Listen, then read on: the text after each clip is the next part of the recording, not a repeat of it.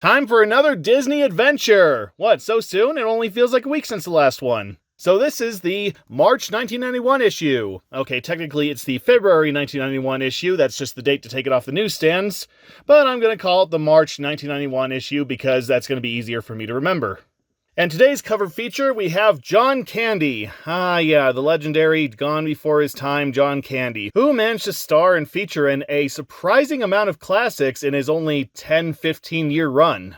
You know, he's in Spaceballs, 1941, Little Shop of Horrors, Blues Brothers, Rescuers Down Under, and probably quite a few other projects that we're going to be introduced to in his section in this magazine.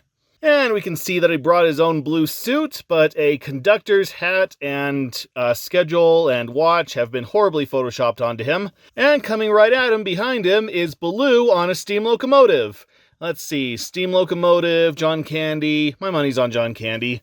John Candy rides the rails. Well, he's about to be pushed off the rails, if that cow catcher is worth its money. Secrets of... I'm not going to say that word. I will explain why later. And the amazing Glass City. Oh, I hope they don't have any stones around. And tough skiing. So, skiing then. Plus, comics, games, and more. Yeah, your usual stuff. Alright. Oh, this is new. We get a Three Musketeers ad. The start of something big. Yeah, compared to other candy bars, I don't even think the plus-size version of a Three Musketeers is really that big.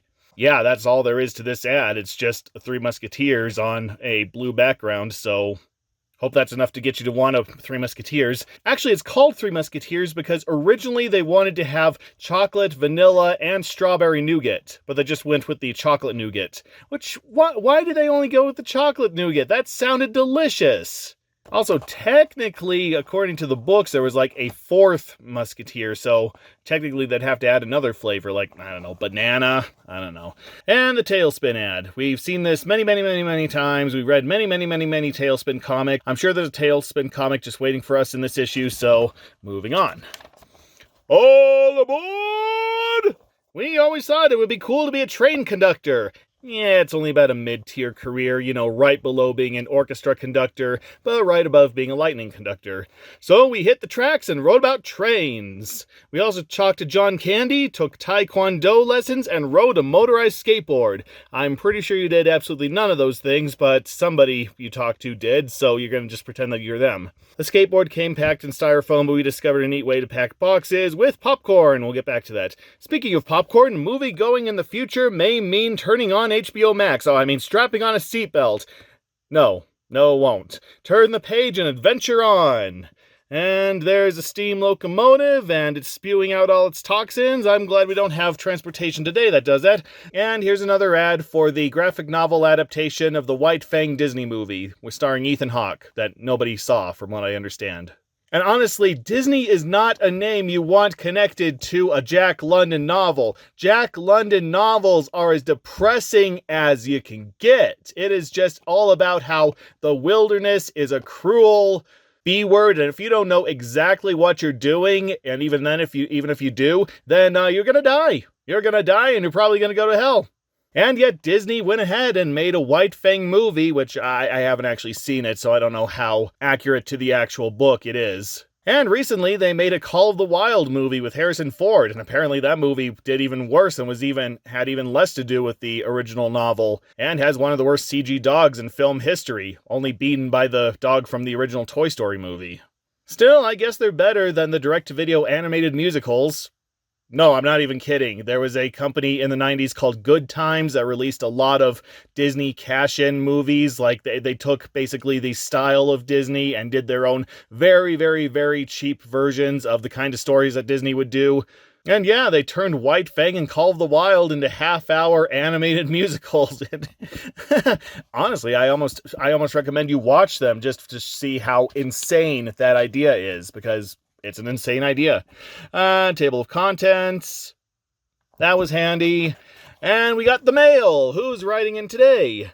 I like to cook with my dad or talk to him and tease him. I would never be able to get away with teasing my dad. I would get slapped across the face.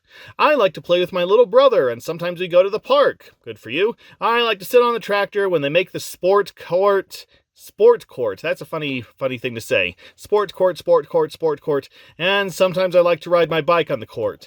So, what does your dad do then? Does he mow sport courts, or is he a contractor to make sport courts? I don't know. I mean, there's a picture, a completely accurate to this day photograph, I'm sure. I'm sure all these people are just standing around this tractor to this day, being very, very, very, very bored and wishing that they had a Game Boy to pass the time. Still, thank you, Kate Tansey from Santa Rosa, California. I'm sure that's where you're still living.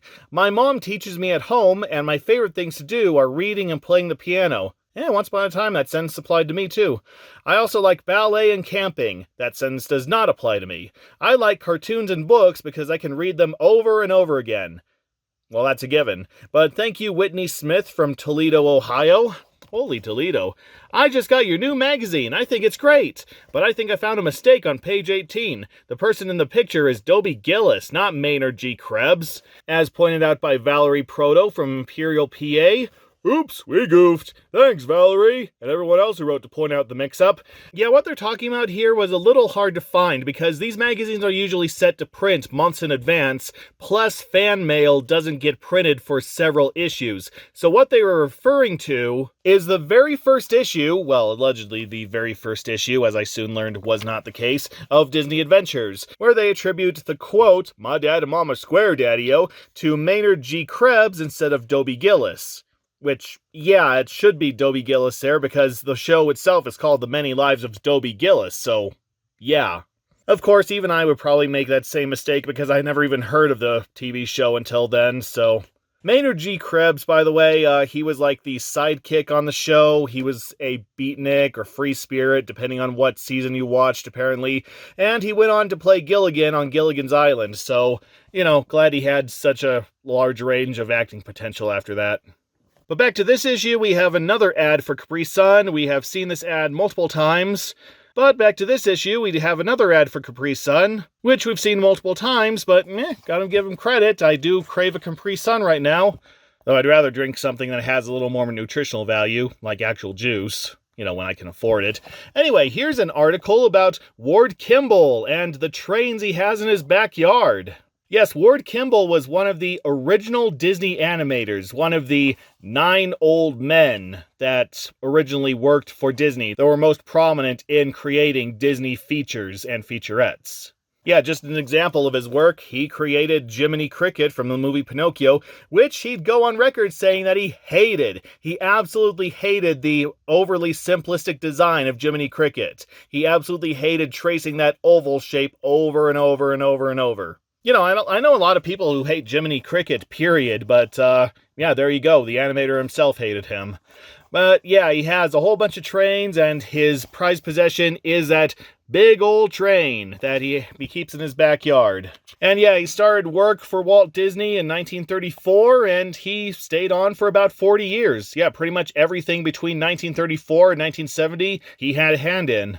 But he retired to San Gabriel, California, and then he just focused on trains and such until he died in 2002 at the age of 88, I believe. And looks like he invited Disney over one time. His eyes nearly fell out of his head. Well, yeah, Disney was really into trains as well. I think he even had a program where he'd come in riding on a model railroad. Or maybe that was just a featurette, I don't remember. He also liked crashing trains, but that's another story. So yeah, Ward Kimball, one of the first and most prominent Disney animators. He also made a short cartoon in the 60s called Escalation, which is basically an anti-Vietnam War statement against President Johnson. And it was one of the more risque shorts of the time. He made Lyndon Johnson's nose into a bit of a phallic structure that kept rising, and there were topless people in it, just straight up topless women, and yeah, it was one of the first well-known anti-war independent cartoons, so Mickey Mouse Goes to Vietnam has a lot to thank for it. And here's our celebrity corner with John Candy as our guest star this time. And that's interesting. They only got his face this time, and they drew a cartoon body around his face each time. Yeah, so we got that, and we got this and that, and yeah.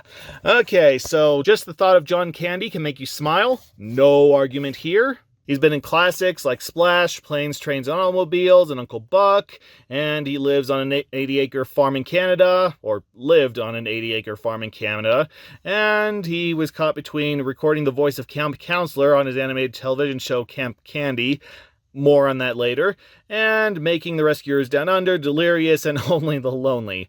Oh yeah, those are definitely movies you want to honor him with. I mean, okay, Rescuers Down Under, that's fine, but the other two, it's like having an article on Eddie Murphy and saying that he's the star of such classics as Meet Dave, Imagine That, 1,000 Words, and of course, Norbit. You know, movies that these stars really want to be associated with. Now, what's interesting about this interview portion is that it really does sound like John Candy. It really does sound like he's kind of giving a comedic ramble about all his stuff. So I was very tempted to read this in his voice, try to convey the comedy he's trying to, well, convey. But I decided against it. These videos go on for long enough, so you can just read it right there. All right, now let's summarize. So, since this is an adventure magazine, let's start with this. If you could go on any adventure in the world, what would it be? Apparently he hates going to the airport. Yeah, I do too.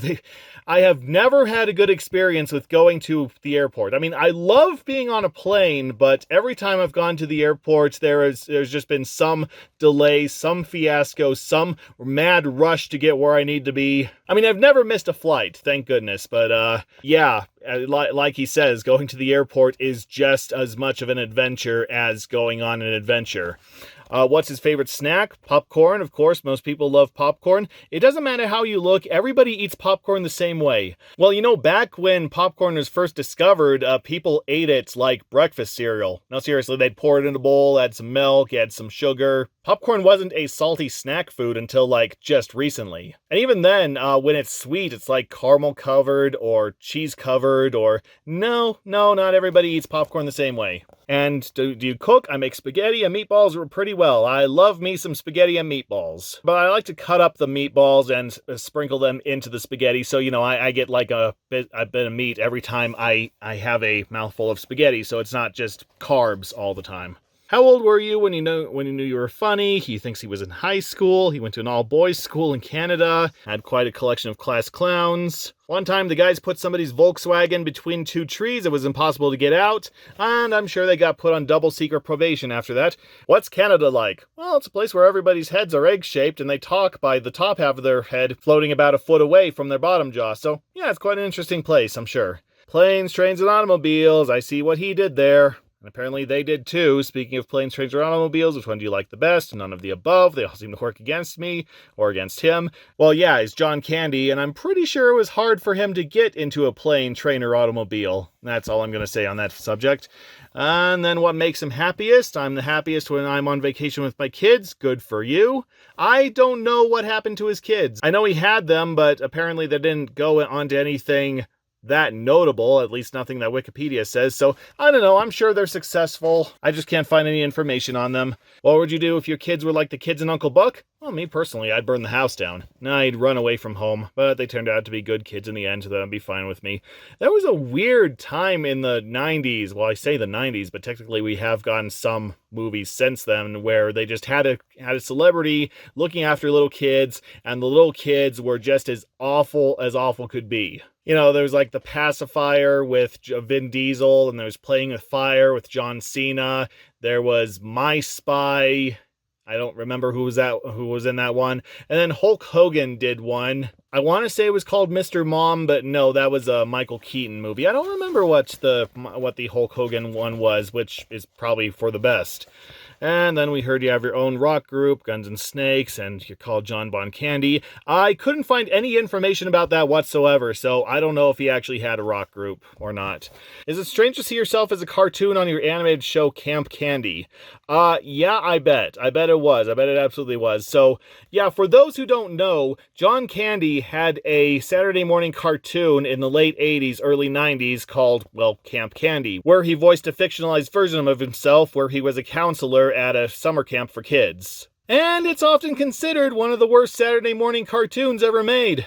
The character designs were competent, and it was relatively fluid animation for the time, but there were a huge amount of animation errors. Like, I think people have made videos about just how many animation errors there are. I think it beats like the Grand Theft Auto Remastered trilogy for just how many errors and glitches you can find. And the sound mixing for most episodes was completely inexcusable. They constantly missed sound effects. The voice track and the remaining sound effects were quite often out of sync with what was actually happening on screen. Usually the music overpowered the dialogue, and a lot of other things that makes you think that somebody was asleep at the switch in every single department while they were making the show. Well, except for the voice acting, because apparently the voice acting was okay. I haven't seen all of the show. I did see a couple episodes just to see for myself how terrible it was, and yeah, they weren't kidding. Also, the stories weren't very imaginative. I mean, it was made around that time where parents got really angry at the war-themed and violence-themed and horror-themed shows of the time. You know, like G.I. Joe, Masters of the Universe, Real Ghostbusters, that sort of stuff. So a lot of networks had to change up their programming to just this saccharine, down-to-earth, this is a world where absolutely nothing bad can happen to you, and all conflicts can be resolved by the end of the episode if we just learn to get along. That kind of crap that permeated the airwaves back around that time, until things like Animaniacs and Ren and Stimpy showed up to remind people, hey, cartoons can be wild and crazy, leading to a pretty good run of cartoons in the mid-90s, before the whole thing happened all over again, and suddenly cartoons were all about going to school in the late 90s, early 2000s. And then I really don't know what's happened to animation since then. I don't know what kind of animation era we are at this point. But I digress. My point is that Camp Candy is an awful show. I'm sure John Candy put a lot of effort into it, as much effort as he could, but it's not worth your time. If you were doing an ad for TV, what would you do it for? Brussels sprouts. No argument here. I actually don't mind Brussels sprouts. You know, Brussels sprouts is like one of those go-to vegetables for people to absolutely hate, but no, I've never hated Brussels sprouts. Most of my family hates them, so yeah, whenever Brussels sprouts is served with something, hey, guess who gets all the Brussels sprouts? Unfortunately, I couldn't find any information if he actually did do a commercial advertisement for a product. He was co-owner for the Toronto Argonauts, so yeah, he did some ads for them, but that's pretty much it. Which is a shame, because I would have loved him to do a candy commercial. You know, like Three Musketeers or something. Alright, and here we go. Jump to it. Muscleheads, also known as weightlifters, started this baggy pants trend. Oh boy. Yeah, they wore them for lifting weights, eating out, and surfers, Now kids are hanging out in them. They must be cool. Yep, for anyone who has seen media from around this time and went, okay, this has to be a parody. They couldn't possibly have actually thought that these fashions were cool. People did not dress like that, did they? Here's proof. Here is irrefutable proof that yes, the baggy pants trend was a thing. Everybody wanted to be MC Hammer back then. I mean, look at this kid. This kid really wants to be MC Hammer. He considers the MC Hammer look legit, and he's too legit to quit. And, yep, here's somebody else wearing baggy pants, and here's somebody else wearing baggy pants. So yeah, if you ever find yourself in the early 90s and the only thing you have lying around is a pair of very thin sweatpants and you're worried about blending into this timeline, don't be. And, oh, yeah, this is actually a recent blast from the past for me. These are Pro Set Superstar music cards. Yeah, these are trading cards with famous musicians on them. And like those Marvel trading cards from last issue, this is nostalgic to me because when I was working on that subscription crate a couple years ago, this is something we had a large supply of that we put a lot of in those subscription crates. Yeah, we found brand new, still sealed boxes of packs of these cards for a song. So we put a lot of them in these nostalgic crates that we used to do. So yeah, that reminds me of some good times and a lot of bad times, but let's not get into that. Instead, let's go over to movies. Okay, what's coming out in theaters in 1991? Move over, Brooke Shields. 15-year-old supermodel Mila Jovovich will star in Return to the Blue. A movie you want all your 10-year-olds to know about. Mila and Brian Krause, you might have seen him on Baywatch, another show you definitely want your 10-year-old to be watching, are stranded on a desert island in this sequel to the Blue Lagoon. And don't forget to check out the second sequel to Deep Throat, also coming out this year. I don't know if there was actually another sequel to Deep Throat. That's just how inappropriate it is to advertise that movie to this target audience. Okay, for people who don't know, The Blue Lagoon is an 80s movie starring then teen star Brooke Shields, where these two kids are shipwrecked on an island and grow up together alone on the island in every way. And I mean every way. And I don't think I can say any more than that without getting demonetized. So, yeah, take your kids to the sequel to The Blue Lagoon. They'll have so many questions to ask you afterwards. Hey, who am I kidding? Nobody saw it. Like its predecessor, it was blasted by critics. And unlike its predecessor, it didn't make a killing at the box office. So, yeah, that's a movie that's best off swept away by time. But yeah, if you want something that makes the Resident Evil movies also starring Mila Jovovich, yeah, that's another thing. They misspelled her name there. But if you want something that makes those movies look good, then check out Return to the Blue Lagoon. Actually don't. Speaking of desert islands, Shipwrecked is a great adventure story about a 14-year-old Norwegian boy who gets lost at sea and discovers a cave full of lost treasure. Yes, that was a Disney movie back in the day, and, well, apparently it was a Disney movie. In fact, I think there's an ad for it later, so I'll just talk about it then. Robin Williams is quite a character. He once played Popeye, to his eternal regret, and now plans to play Peter Pan in Hook, directed by Steven Spielberg. Yes, Hook. The movie that at the time was blasted by critics and audiences, was considered Steven Spielberg's worst movie, but nowadays is considered an absolutely essential family movie that every kid has to watch. And yeah, I think they should. It was also what jump-started the career of Dante Brasco, I'm pretty sure I'm saying that wrong, whom you may know as Zuko from Avatar: The Last Airbender, the animated series, not the movie. Keanu Reeves is a surfing FBI agent. You got it in Point Break, yeah, and he runs into Patrick Swayze, and both guys like to surf, but Patrick said he wouldn't skydive. Well, apparently he changed his mind because he most definitely did a lot of skydiving for that movie. In fact, from what I understand, he did most of his stunts in that movie. But yeah, again, Point Break is a rated R action cop movie featuring robbers who dress up as presidents to rob banks and then go off and do extreme sports. So yeah, again, this is definitely something you want your 10-year-old to read about in this magazine. But the movie itself is a lot of fun. The movie itself, I have a lot of good things to say about the movie. It also has Dr. Cox from Scrubs and Gary Busey before he had his horrible accident. And of course, Patrick Swayze is a lot of fun, and this is also when Keanu Reeves was just starting out. So yeah, I fully recommend watching Point Break. Not the remake, though. Stay far away from the remake. Okay, actually, there's technically nothing wrong with the remake. It's just mind-numbingly boring, so yeah, there's no reason to watch it. And then after Rocky V, Sylvester Stallone decided to take a break from playing tough guys and take on a comedy. He stars in Oscar. And that's a movie that I only just learned about, and I looked it up, and apparently it wasn't well received at the time. It was blasted by critics and left as a box office bomb, but apparently modern reviews have relabeled it an overlooked classic, so I don't know, maybe I'll have to watch it one of these days. And then the Addams Family. Yep, the Addams Family movies. Who will play Morticia? Well, that role eventually went to Angelica Houston. And then, of course, Raul Julia played the father, and Christina Ricci, who we were just introduced to in the last issue, went on to be Wednesday Addams. I don't remember who played Pugsley. But Christopher Lloyd was Uncle Fester, which, yeah, perfect casting there. Will Spot, the fire-breathing dog, still live in the basement? I cannot believe they made that mistake, because Spot, the fire-breathing dog, was not from Addams Family. That's from The Munsters, which is, yeah, a very similar show to The Addams Family, at least in terms that it's a wacky sitcom from the 60s about these monsters living together as a family. But yeah, the Munsters was more lighthearted and goofy as opposed to The Addams Family that had a very dark sense of humor. But Spot is from the Munsters. Don't even ask me how I know that. What next? Are you going to ask who plays Sabrina the Witch in the upcoming Addams Family movies? Just wow. Wow.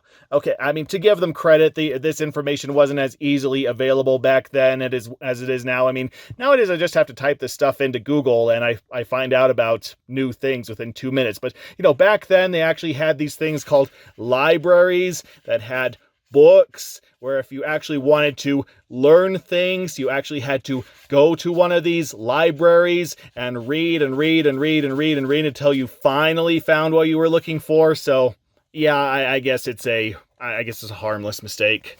Alright, and what's on video? Adventures has a list of great books that have been made into movies, so we got Anne of Green Gables, I haven't seen that one. To Kill a Mockingbird, that's an all-time classic. Shane, the only thing I know about that movie, so I know that that's like a popular Western from back when, but every time I hear about it, I just think back to that cult classic, like one of the worst video games ever made, yet it still has a cult following, where one of the endings is a cowboy getting back on the train, and then some random kid shows up and says, "Come back, Shane!" And then the cowboy shoots the kid and goes, "My name's not Shane, kid." So I don't know, if that happens in the actual movie, I might have to watch it. And then Treasure Island, yes, the classic Disney live-action adaptation of Treasure Island from 1950, which, if I'm not mistaken, was their very first fully live-action movie. Like, Song of the South came before it, if I'm not mistaken, but that had cartoon segments in it, so Treasure Island was the very first one that didn't have any bit of animation whatsoever. And yeah, it is one of the go-to filmed versions of Treasure Island, and yeah, it is pretty faithful to the book, so yeah, if you want a good Treasure Island movie and haven't seen it yet, then I recommend it. And of course, Disney loved the Treasure Island idea so much that they did it twice more, with Muppets Treasure Island and Treasure Planet, both of which are also pretty good. I mean, Treasure Planet much more than Muppets Treasure Island, but yeah, they're both still worth a watch. A lot more than that Asylum-produced Pirates of Treasure Island movie that I featured one time, even though that movie did have Lance Henriksen. So if you're going to see that movie, then watch the Lance Henriksen bits and skip everything else. I'm done talking about Treasure Island now. So on TV, there's a new technology called interactive TV. You get to choose from one of 4 screens, each showing a different event and different camera angles, and you can pick more in-depth reports on the stories you're interested in. Unfortunately, I couldn't find anything on interactive TV. Besides the very generic name, I just couldn't find anything about that technology. So I don't know if it was ever released. I don't know if everything that it claims actually happened. So I don't know if somebody owned an interactive TV back then. Let me know. And then orangutans are true couch potatoes. They like to watch television. They like to watch game shows. It's scary what that says about the human race in general.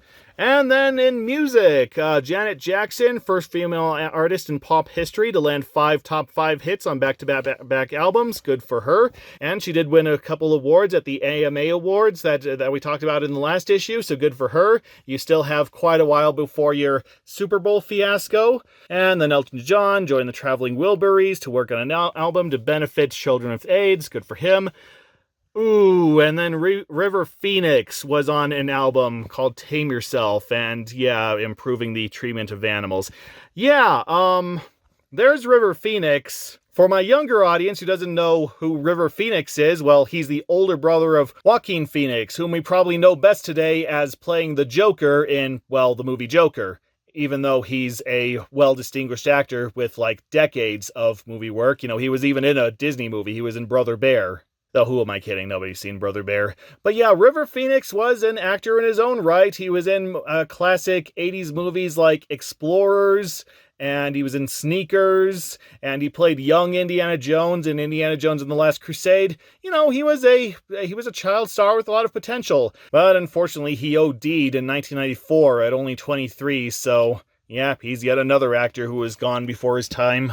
And then here's some celebrity birthdays: Mark Paul Gosselaar, John Bon Jovi, Heather McComb, David Faustino, and Bruce Willis. I only recognize half of those names, but if you want to send them a birthday card, well, there you go. Here's that Chippendale Rescue Rangers NES game ad that we keep seeing. Okay. And here's our first comic, and it's a tailspin. A piece of the action. Oh boy, we're going to be voicing King Louie in this one. Yeah, so for those not up to date on the latest scandals, apparently King Louie from the Jungle Book is racist because people have equated the monkeys from the Jungle Book with black people, and they're saying that their depiction in the Jungle Book is a stereotypical depiction of black people from that time. And King Louie is the biggest offender of all, even though he was voiced by a white guy. And apparently there's a whole bunch of legal problems surrounding this character because the widow of Louis Prima, the guy who voiced King Louie, she forbade anybody else from doing the voice of King Louie. And yeah, to date, ever since that House of Mouse episode where King Larry showed up, I don't think that they've showed King Louie doing that certain voice. I mean, they had the Christopher Walken do his voice in the live-action Jungle Book, but the original Louis Prima voiced King Louie? No, I don't think anyone's done that. So yeah, this is a character that's mired in controversy, and somebody will probably get angry at me if I try to voice him. Yeah, but I'm gonna do that anyway. Oh man, just what I didn't need. What are you doing here? You know it's not the end of the month yet. Hey now, is that any way to greet your silent partners? Why, it's positively unhospitable. I don't know what kind of voice to give him. But yeah, we got a little Marlon Brando monkey with a machine gun. I can get behind that. Humphrey Bogart-like vulture in tux. And I'm sure he's a stand-in for some actor, but I don't even know what kind of animal is he anyway. He looks like a bear, but he has like a little weird trunk there. Is he supposed to be like an anteater? I don't know. All he reminds me of are the terrifying lion-elephant hybrids from that Netflix movie Leo the Lion, which if you watch Saber Spark, you're probably familiar with, but if you have seen it for yourself, I pity you. I feel very, very sorry for you, and I hope you get those nightmarish images out of your head one of these days. But anyway, oh, pardon me, I just don't know where my head is at. Greetings, leeches. Welcome to Louie's Money Tree. That'll be enough to hilarity, fungi. We are here on business. Beginning today, we will be collecting our usual fee bi-monthly instead of monthly. Every 2 months? No, that's not it. I mean twice monthly. Dang, I always forget how you say that. Hey, Gorilli, what do you say when you mean twice a month? Twice monthly? Yeah, there's my Marlon Brando impression. I hope you enjoy it. Another fun guy. Sorry about that. You can go ahead and react to my outrageous demand now. Are you crazy, man? I can't pay twice as much. I haven't got that kind of bread. As a matter of fact, I can't really afford to pay you off once a month, so I don't think I'm going to pay you anything. But my organization offers a most comprehensive insurance plan. Willie, why don't you explain to Mr. Louie in detail about the many health benefits to be found in our coverage? Now, don't get all excited, son. It's bad for the heart. Move it along, little britches. We're a little late with Louie's shipment. We're hours late. I just hope Louie's in a good mood. Yeah, I think you'll be surprised. Hey, just what the heck is going on in here? Nothing. Really, Baloo? I know these guys. Swell bunch of fellas. I see what's going on. Just wait till you see what I do to this guy. It'll be terrifying. Yeah, almost as terrifying as your muzzle changing color here. Snack. Oh, it's like Asterix and Obelix again there. What happened? You gonna try something, Pee-wee? Pee-wee? You are quite fortunate to have such impulsive friends. We will not be giving you the complete body makeover today. Duh. I trust, however, that the lesson did not pass you by. Nope, I got that sucker down. Good. In that case, we'll be on our way. A pleasure doing business to you. You know, it's a pleasure to me seeing that Marlon Brando monkey right there. Just, what the heck? I mean, I get points for creativity. Later. How's your head, Baloo? It ain't fair. Big guys shouldn't be able to move so fast. You ought to go to the cops, Louie. That won't work, kid. I might get Duke and his boys put away, but they're not in charge. Someone else would just take over. Then you gotta stop them at the source, and we'll help you. Right, Baloo? Not so loud, kid. You're rattling my bare necessities. Come on, Baloo. Snap out of it. Let's go. Gosh, I have got some pretty impulsive friends. Thanks, fellas. I don't know if I really like this idea. I'm assuming that's Louie talking there. Relax, buddy. I know it's you, and I still don't recognize you. We're the good guys. We can't miss. I feel lots better now. So they're just doing the whole trench coat and fedora look there, except he has like a... What were those caps called? Like smoker's caps? Something like that? Polo caps? I don't remember. I never wore one myself. Just follow my lead, boys. Watch me work on the big guy. And yeah, it's just one of those stories where they walk into a bar and just think that they're immediately going to find trouble. Psst. Hey, bud, do you know where me and my pals can get a job? Have you perused the classifieds? There are many career opportunities therein. No, we are looking for work. You know, work. A job. Get it? Heavens, you mean second story work, don't you? I can't believe they would allow thieves in here. And everyone starts laughing because, yeah, that's actually pretty good. Don't mind Willie. He was just having some fun with ya. Why don't we step in the back where we can talk business? Yeah.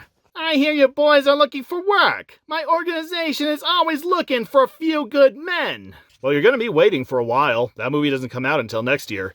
And Deuce is looking at them. This dialect is really throwing off my blue accent. Of course, my blue accent is already terrible. Of course, we gotta test you in the field before we can take you to see the boss. Procedure, you understand? Hey, do you think we's mugs? We knows about the biz. We's pros. Yeah, that's an appropriate reaction. What the heck do you say? He's not from around here. You see, we work on a system of individual incentive and self-motivation. We let our boys choose who they wish to include in our insurance coverage themselves. That way, they build their own client list and don't feel like just another cog in some uncaring machine. So all you gotta do is pick your first client and we can get started. I don't know why I'm suddenly adding at the end of every sentence, but I want to. Go! And they pick, of course, they pick hire for hire. Are we actually gonna do this? We gotta. They're watching us. That's the problem with wanting people to think you're a crook. You gotta act like one. I don't want to wreck hire for hire. Don't worry, kid. All we gotta do is throw a little scare into Rebecca, and we're done. We won't have to wreck anything. Well, okay. Well, you're in the building, and they didn't follow you into the building, so I don't think you have to act like tough guys in there. Just take off the disguise, explain to Rebecca what's going on. Actually, you don't even have to explain to Rebecca what's going on. Just go in and then walk right back out and say that it was all a success. I mean, again, nobody came in with you, so it's not like anybody's going to debate that. Good afternoon, gentlemen. Welcome to Hire for Hire. Do you own this place? Yes, I do. Be a shame for something to happen. A shame. What do you mean, something? Like what? Like maybe us coming in and busting up the joint. Real subtle, babyface. Sorry, boss. Why, you're just a bunch of hoodlums. Out! Shoo! Leave here this instant. Does this mean you will not consider inclusion in my company's insurance program? Oh, I've heard about these insurance programs. Use hold the lady, Knuckles. She does not believe she needs insurance. I won't pay. Get out. You better show her. And they knock over a flower vase. Eee! My rhododendrons! Those are most certainly not rhododendron. Those are weirdly colored daisies. All right, you monsters. I'll pay. Whew. Barely 2 seconds after the mobsters have departed. Those animals, who do you think they are? I'll show them. Hello? Give me the police. Yeah, bad idea calling the police on mobsters because like Louis said, you never know where the next one's going to come from. So you rat on one and the whole underworld's going to come to get you. That's why it's so hard to take down organized crime. You know, you lop off the head, it just gets a new head. You lop off the arms, it just gets new arms. Lop off the legs, gets new legs. So on and so forth. Following news of a successful shakedown. I knew I could count on you boys. I've always been able to spot talent. It's time for you guys to meet the boss. I told you there was nothing to worry about. Say, where the heck does "yous" come from? Is that even a word? I love that this stereotypical gangster is asking about stereotypical gangster slang, like, hey, he's a stereotype, but he's not that much of one. Upon reaching the docks, the group boards a small boat. Is it very far? Nah, we'll be there in about 15 minutes. Here we are, Key Margo. Ha ha ha, Key Largo, ha ha ha ha. The boss holds court upstairs. Right this way, gentlemen. You've reached the top of the food chain. We've also reached another one of these subscription cards here, so, you know, send in a subscription card like this, and hey, who knows, maybe the office has some copies lying around. Oh, and who are the winners of the Greatest Adventures sweepstakes? We saw this ad in the last issue as well, and apparently they still haven't figured out the winners, so they're just postponing it for the next issue. Well, I'll hold you to it. And the top of the food chain is me! You mean you're the boss? Why didn't you tell us before? Because it's a secret. Did you take a good look around when you came in? This place is full of crooks and murderers. You think I want them to know I'm the boss? They'd bump me off. He has a good point there. So why'd you tell Gorilla and Willie? Oh, that's different. Gorilla and Willie are my brothers. You gotta trust blood. I know what you're thinking. Our old man is married a few times. Again, flashbacks to that Leo the Lion movie, which... So why'd you tell us? Because I'm quite certain you won't be telling anyone, Mr. Louie. Yikes! Well, yeah, duh. Seriously, duh. Oh, heck, how'd you guess it was us? Oh, come on. Do you think you could fool me with fake beards? You might as well have tried to disguise yourselves with a pair of glasses. Well, hey, it worked for the Teenage Mutant Ninja Turtles. Also, fake beards? They're wearing... Wait a minute. Are they really wearing the... Huh. All this time, I thought that was just shadowing. I thought that was just shading inside their jackets. But no, apparently, yeah, like here. Apparently, they are wearing fake beards. I legitimately did not notice that until now. Huh. Well, I guess it just goes to show how bad their disguises are.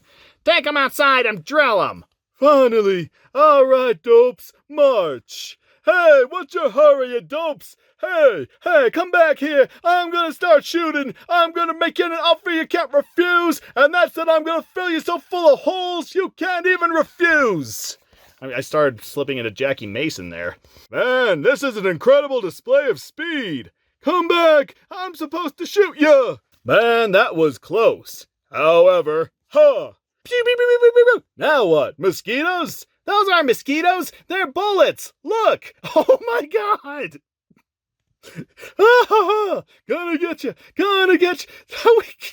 We got a Marlon Brando ape with a machine gun, barefoot skiing behind a boat. This is the greatest image in all of comics. I want this framed on my wall. But I don't want to ruin the magazine.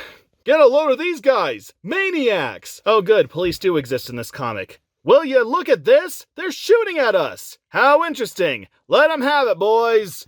Whoops! About face? Hey! Hey! Hey, that was Gorilli! Not only that, but those guys in the boat match the punks who trashed that girl's air service today. They're heading for Key Margo. Call for backup. I bet we got the whole gang in there.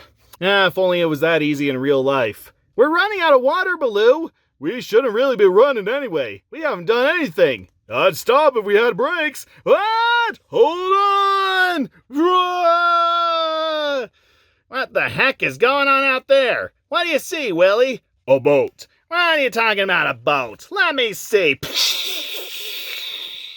I'm pretty sure I've seen this in some movie somewhere, like somebody actually crashes a boat through a house like that. I can't think of the movie right now. I don't know. I'm sure somebody will point it out to me. Police break up protection racket. Arrest entire gang at Island Refuge.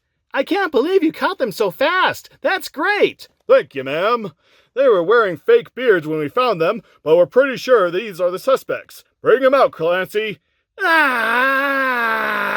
Ma'am, got a headache? You gotta wonder why she keeps Baloo on staff. Oh yeah, because he's the only one who will put up with her temper tantrums and her delusions that they're a married couple and he can get her whatever she wants. I know it was all for a good cause, but you're still gonna replace that rhododendron. Baby, I'll get you enough to wallpaper the place. It feels good to be one of the good guys again. You said it, little britches. It's easier on the face. Ba-da-bop. And here's the next chapter in the Dushan Gershi adventure on his journey to meet the Romanians. Let's call them the Romanians. So if you haven't heard, gypsy is technically a racial slur. It's a bad word that's been associated with a group of traveling people, and it's usually been used in a negative connotation to label the entire people as thieves and no do-gooders and witches and other practitioners of black magic and just bad people in general. So, however, I still don't consider the term gypped a racial slur. I think that that's a completely different word, especially if you spell it with a J at the beginning. But yeah, I don't know, if you're labeling an individual a gypsy and they match like the stereotypical gypsy, you know, they wear a kerchief on their head and they focus on cards and magic and that sort of stuff, then I'm okay with calling that sort of person, like that sort of fictional person, a gypsy,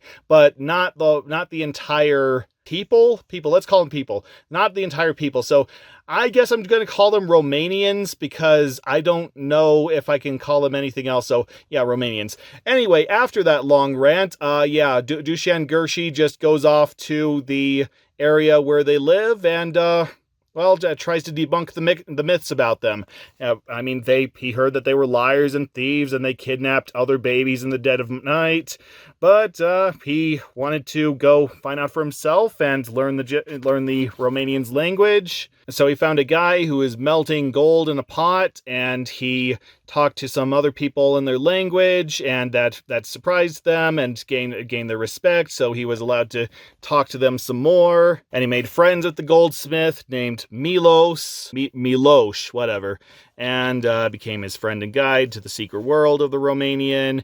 And they're divided into secret tribes, and of course they're all very talented people because, yeah, they're always on the move. They're always on the road, so of course they have to be talented in something in order to make money and move on. That's one of the reasons why they've been labeled as thieves and such, because, yeah, they just go to a town and then they skip town and you never know what they're going to take with them. So I'm sure some of them are thieves, but not the entire people.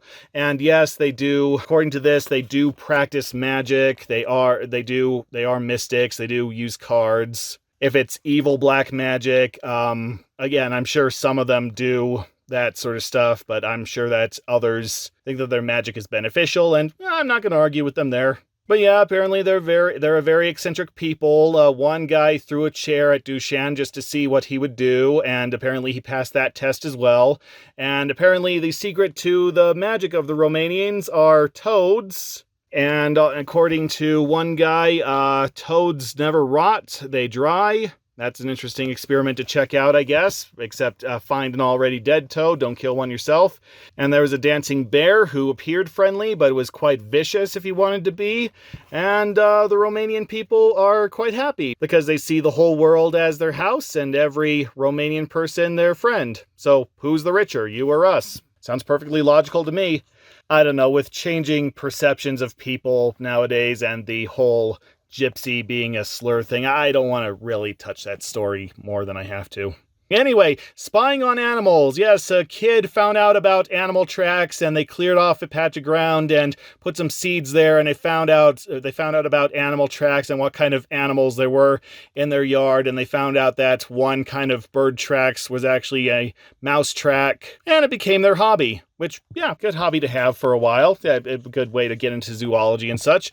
Packing with popcorn. Yes, apparently you can pack things with popcorn. That was a thing for a while where you could pop some popcorn and use it to pack things in a box, instead of using styrofoam or bubble wrap or newspaper or, all those pollutants. Which isn't a bad idea, but I don't know, would the cost of the popcorn make it worth it? Wouldn't the popcorn be more expensive to ship in than just getting some styrofoam or bubble wrap or something? Because, unfortunately, as a seasoned packing veteran, you have to take a lot of things into account while you're shipping stuff out. So I don't know, in my opinion, popcorn sounds too expensive and it sounds like it would make too much of a mess. And also it sounds like that would add too much weight to the package. So I don't know, I guess if you're just desperate for some packing material, if you're just really that ecologically conscious, then yeah, I guess popcorn could work, but it would have to be very fresh. It would have to be just popped and then immediately dumped in the box. But of course, nowadays we have biodegradable packing peanuts, so honestly, I think that problem has solved itself.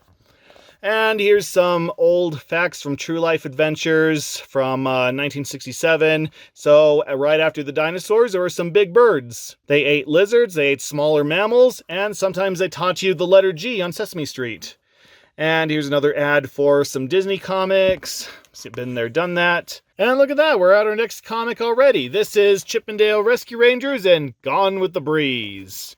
Yikes, we're going higher. Gadget, this windstorm is getting worse. Maybe you should land and wait it out. Ah, don't fret, mate. Gadget here's an ace pilot. Aren't you, Gadget? Of course, but maybe Chip's right. We can't afford to blow away! Ah! How are they looping the loop with that balloon? The balloon's technically not attached to them, so I think like one bad breeze and the balloon just slips through the harnesses and I don't know.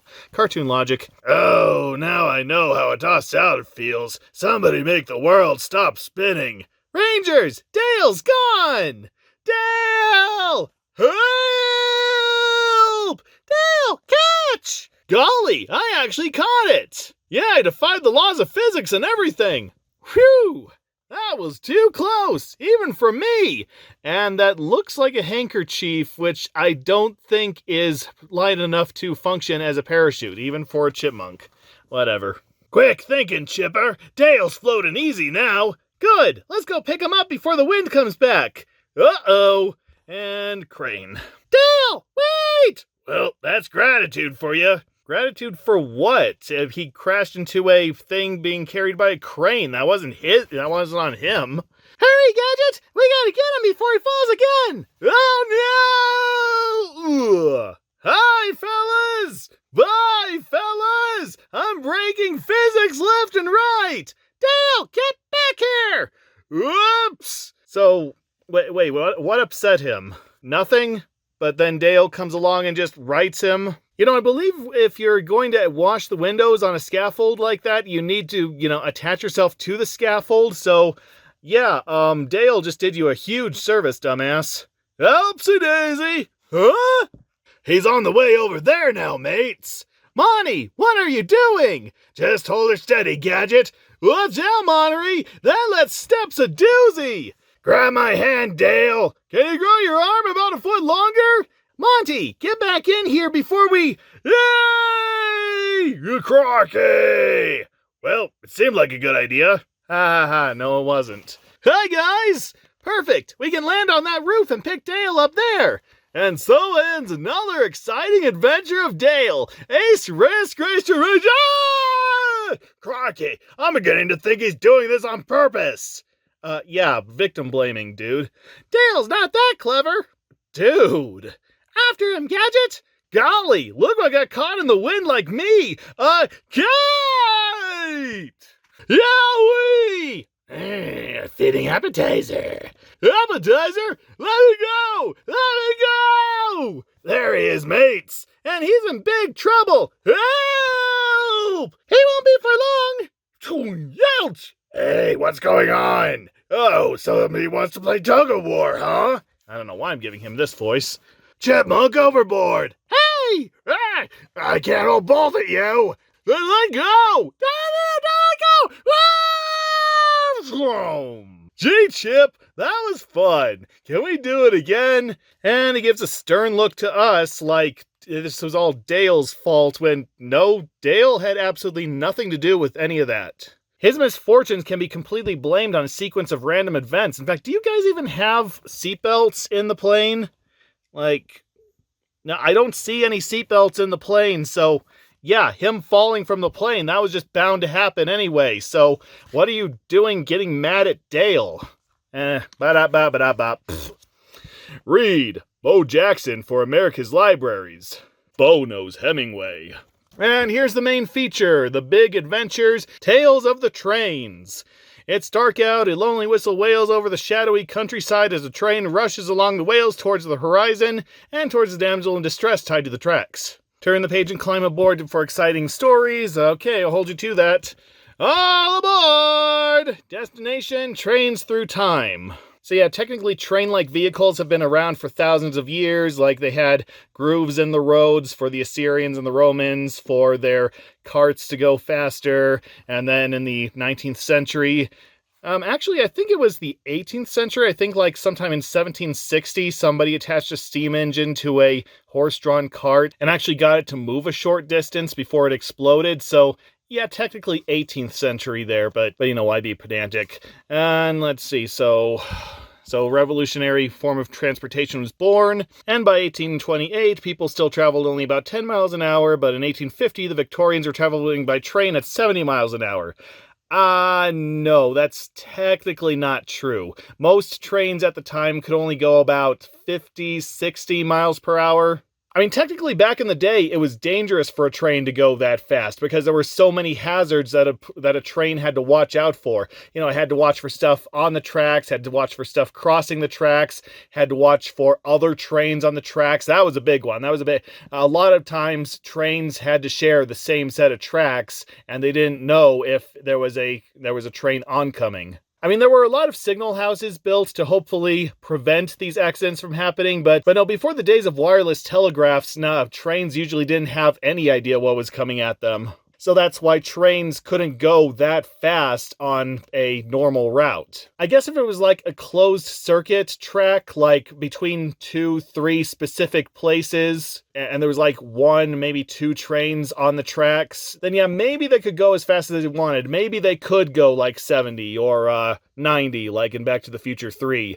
But no, when they were sharing passenger tracks, no, it was very dangerous to go over 50.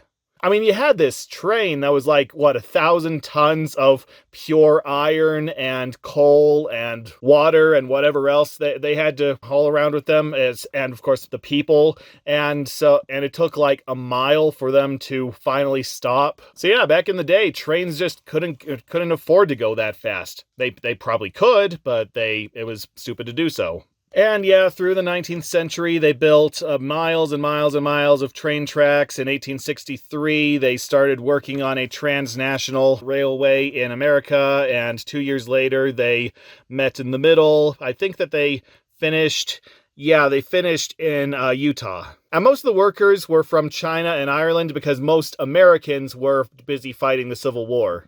Which event led to fewer deaths, the Civil War or the thousands upon thousands of China people and Irish people who died putting together the railway? I guess we'll never know. And yeah, like it says down here, never play on train tracks or around the train itself. Also, don't play around the train of a bride's dress. They don't like that.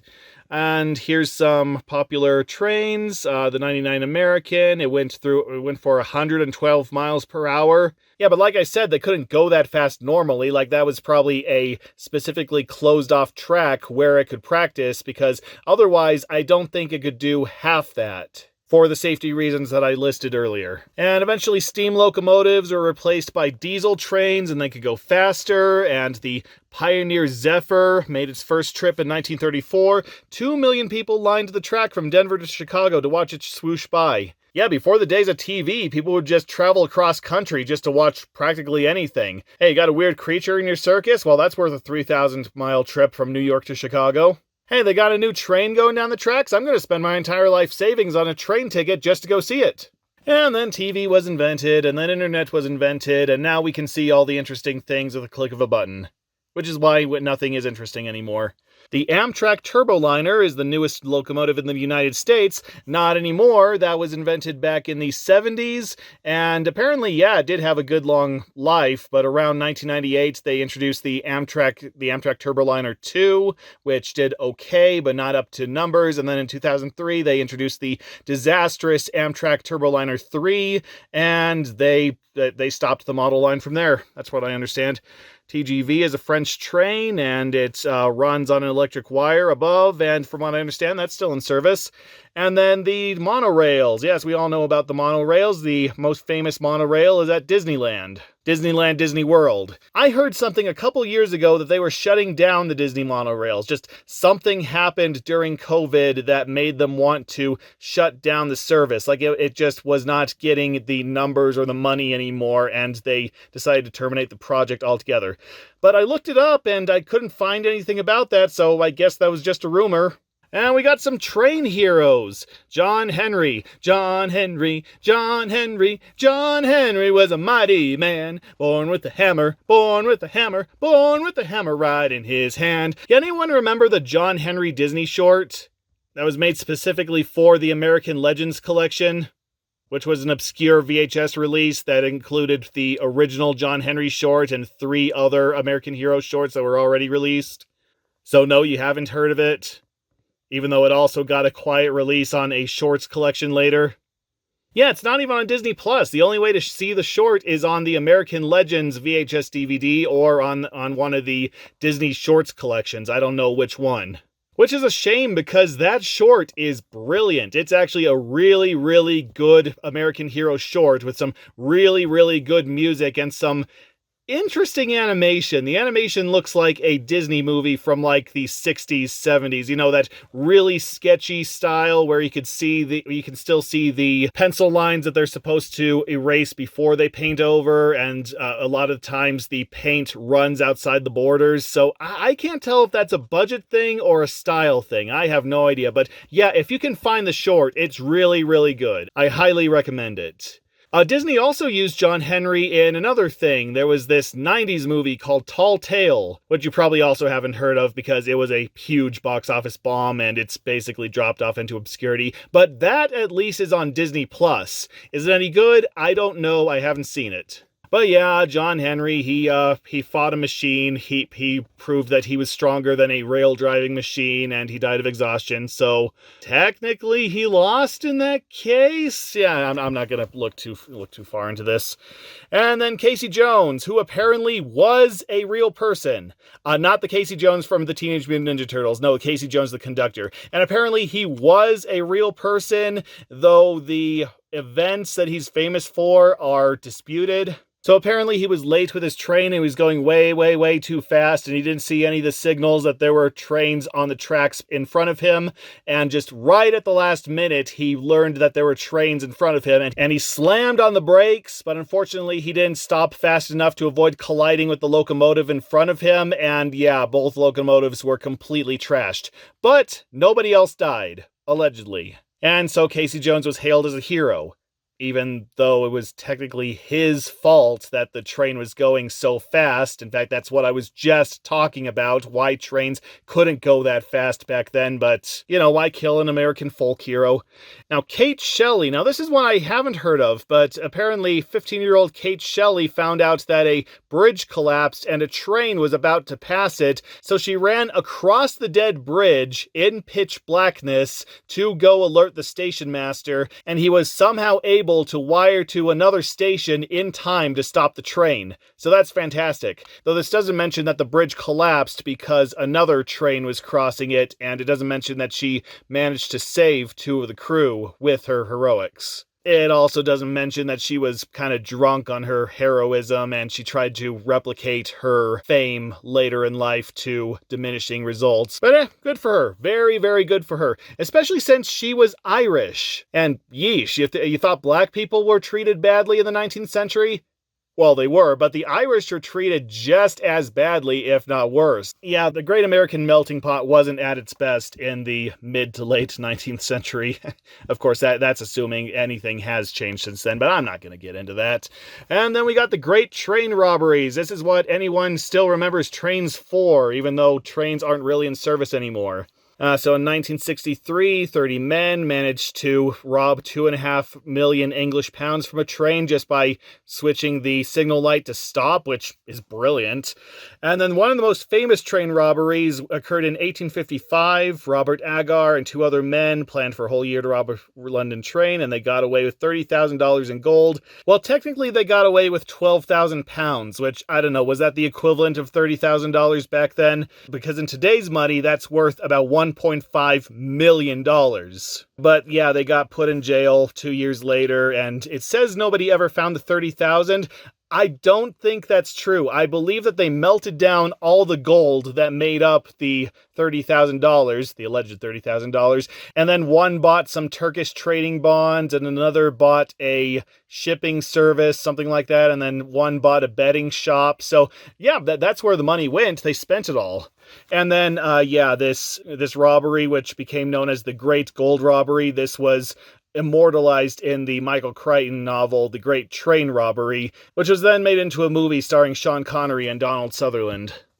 One of the first train robberies occurred between St. Louis and Cincinnati in 1865. So they forced the passengers to hand over all their money and jewelry, and then they cracked the safe and took all the cash. Then they were dropped off in the middle of the countryside, and nobody ever found out who they were. Oh, the D.B. Coopers of their time. And then, of course, Jesse James regularly robbed trains, and they only got $600 one time, which was still a lot of money back then, and Jesse James was killed a year later. Thankfully, he was immortalized forever in the anime series Pokemon. And here's a little bit about the most famous railway routes around the world.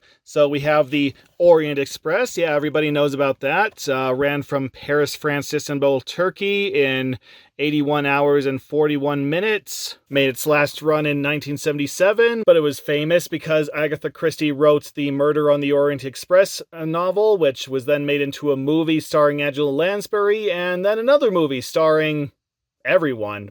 Ben Kingsley, Josh Gad, Johnny Depp, lots of people.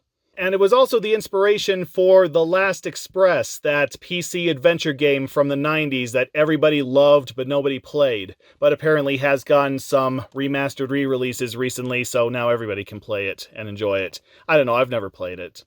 And then the Trans-Canada Railroad is built to link all of Canada, and it started in 1871, completed in 1885, ran all the way from Vancouver to Halifax, 3,200 miles long.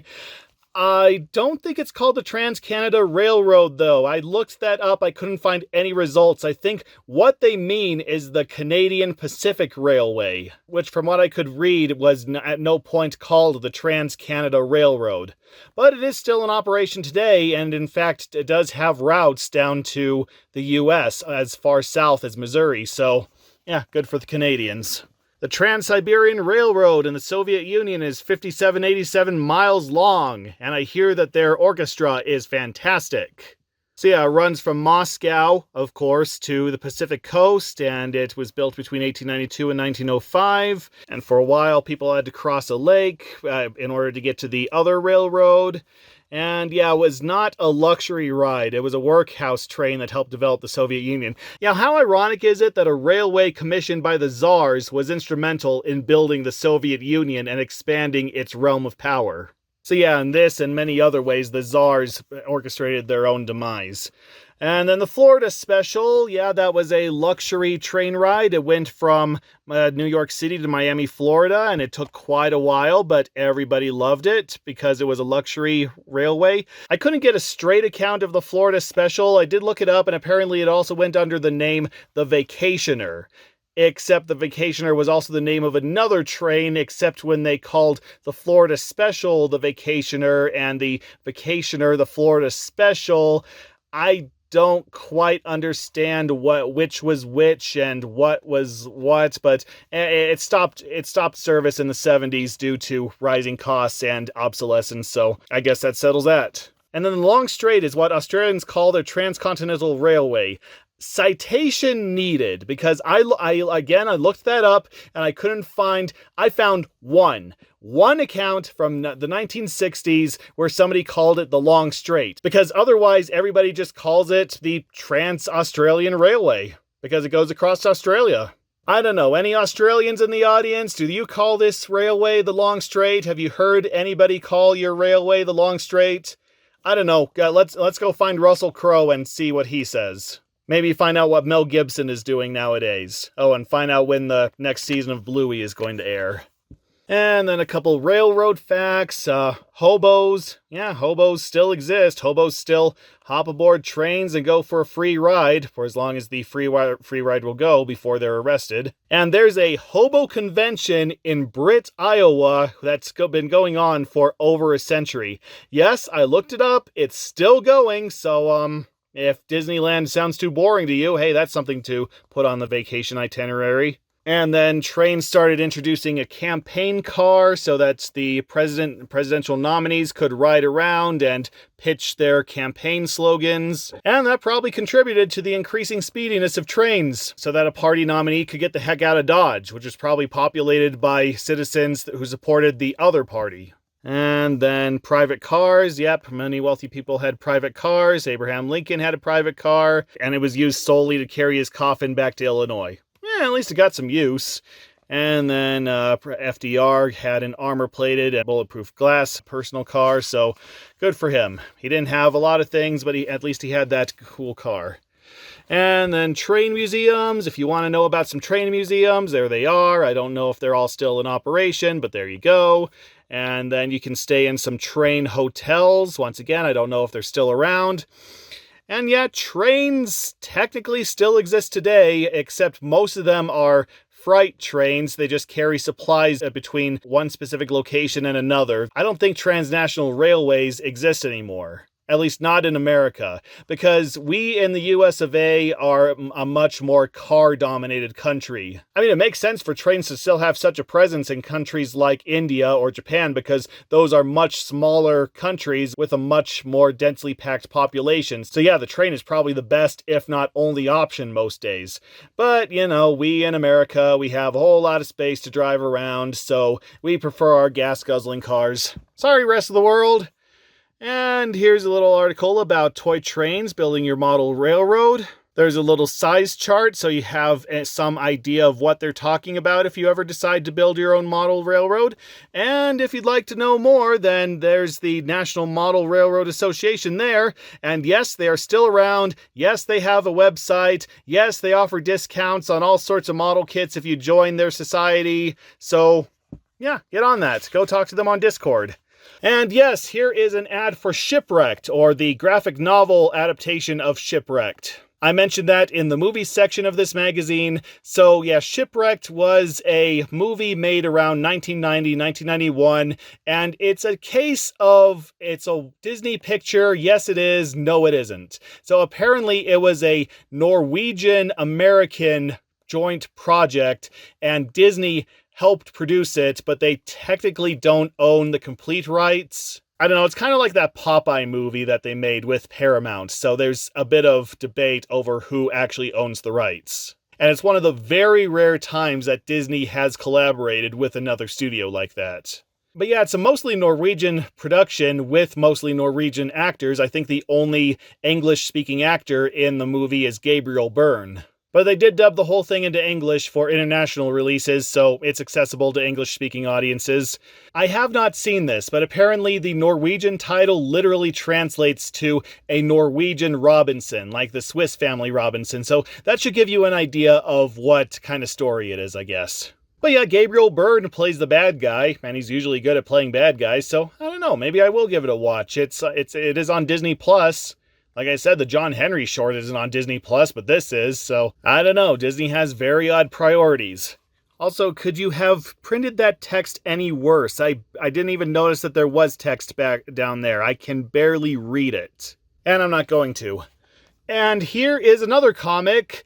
This is another non-fiction comic, like that treasure hunting comic from the other issues, and it basically goes over what we just read, so I'm not gonna read it. Sorry. So basically, this family gets on this state-of-the-art holographic ride, and they explain the history of trains to their kids, and yeah, it was a story about expansion and greed, but also opportunity, and a whole bunch of people wanted to build trains because it meant getting places faster and expanding more towns. Towns sprung up overnight. There were a lot of skirmishes, and yeah, trains had some importance. And they still do, to an extent today. Like I say, freight trains, it's the easiest way for freight trains to bring supplies between two closed-off points. But yeah, nowadays people just take the bus or some local train-like ride like the tracks. The tracks is what we call it in my area. So yeah, I guess technically we are still using trains, just not trains as they were once known. Living in a glass city, scientists plan to live in this closed-off world for 2 years without leaving. Yeah, here's the Biosphere Project, the infamous Biosphere Project. It's that thing that terrible, terrible Pauly Shore movie Biodome was based off of. Which, even though it's terrible, I do almost recommend that you watch it because it's just such a piece of 90s media that I think you would be missing out if you don't watch it. I mean, it's terrible, keep that in mind, but it's just so of its time that it's almost a time capsule in and of itself. You know, kind of like Biosphere 2. And like they say down here, Biosphere 1 is the planet Earth, therefore this is Biosphere 2. Basically, Biosphere 2 was an experiment to try to replicate the ecological systems of Earth in a closed-off environment, hopefully so that they could replicate the same thing for interplanetary travel. The first attempt went horrible. Apparently there was something wrong with the oxygen dispersal, and they also found out that they need to introduce wind, otherwise the trees actually grew too big to support themselves. Something along those lines. The second attempt went much much better, but apparently the costs were so prohibitive that they just canceled the project altogether, and nowadays it's used by the University of Arizona to do closed-off natural science experiments, which, good, I'm glad that it's still getting use. Also, that it resulted in a hilarious Johnny Bravo episode. Yeah, watch the Johnny Bravo episode right after you watch Biodome if you want to laugh again.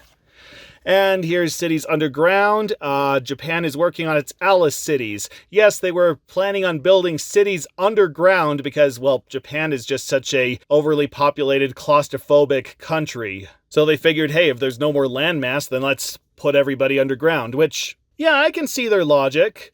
I mean, like it says here, they would save energy because the temperature underground doesn't change much from summer to winter, but technically, wouldn't it take more energy to pump breathable air down there? Like, they need a lot of air filters and a lot of pumps in order to get air 500 feet down, especially since air tends to rise, so it would have to go to the very bottom in order for anybody to be able to breathe. In fact, technically, wouldn't air have to circulate to every single level all at once? Otherwise, the top levels would just be breathing carbon dioxide because the bottom levels were... I'm probably putting too much thought into this. Or maybe the problem was that they didn't put enough thought into this because this never happened. They shut the project down in 1989 and it was never brought up again. So, yeah, underground cities. I don't think that's ever going to happen. I think there's just too much wrong with it.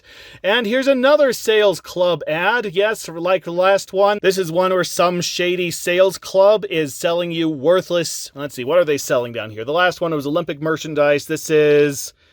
quality card, stationery, gift wrap, and other gifts. Yeah, so basically random junk that they couldn't sell if you paid them to. So they're literally doing that. They're making you pay them to sell their merchandise, and theoretically you're going to get a good profit. And then you can either get cash or you can redeem your points for any of these quality prizes shown. Which, like I say, these things are so fly-by-night and so sketchy, I will be amazed if anybody admits that they actually earned a profit from these pyramid schemes.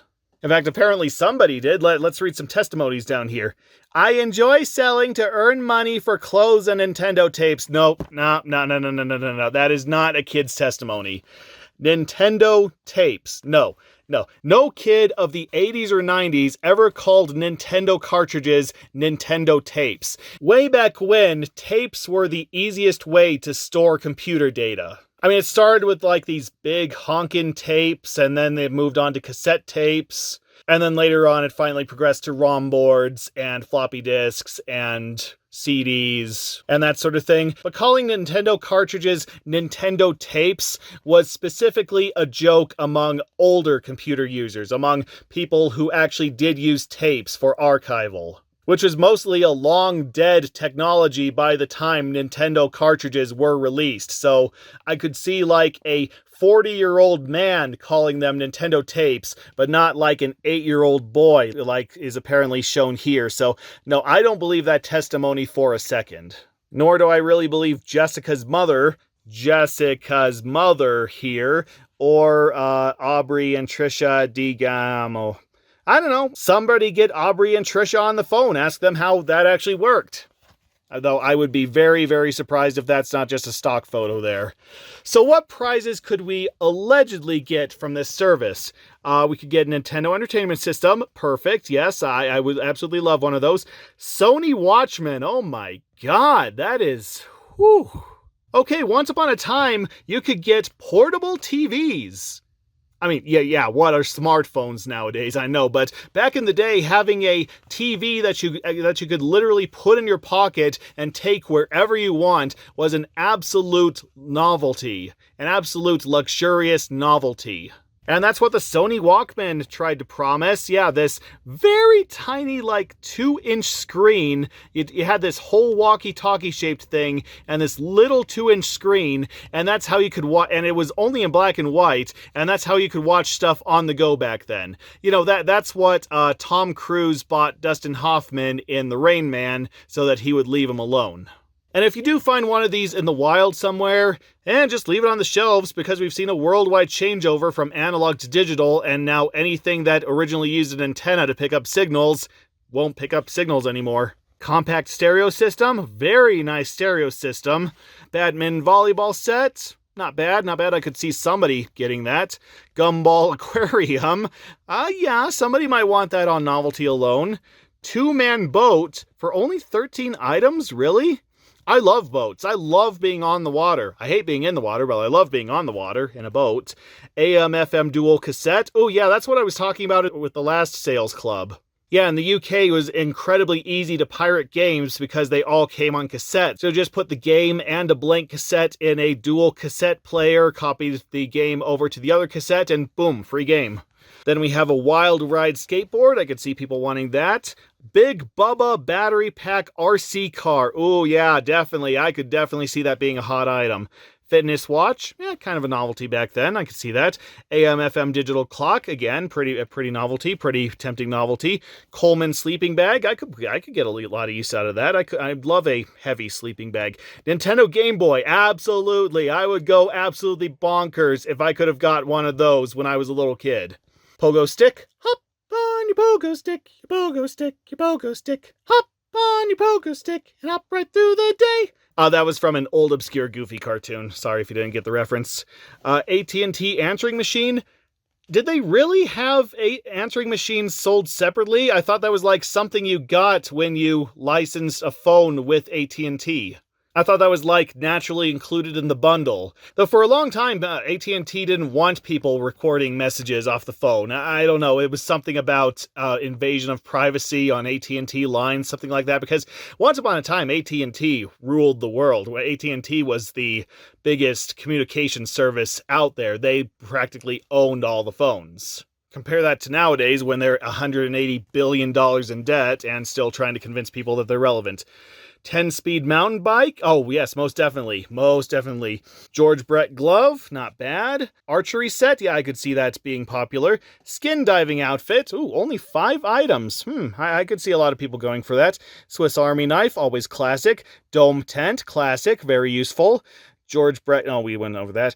Minolta 35mm camera outfit. That would definitely have been a must-have back then.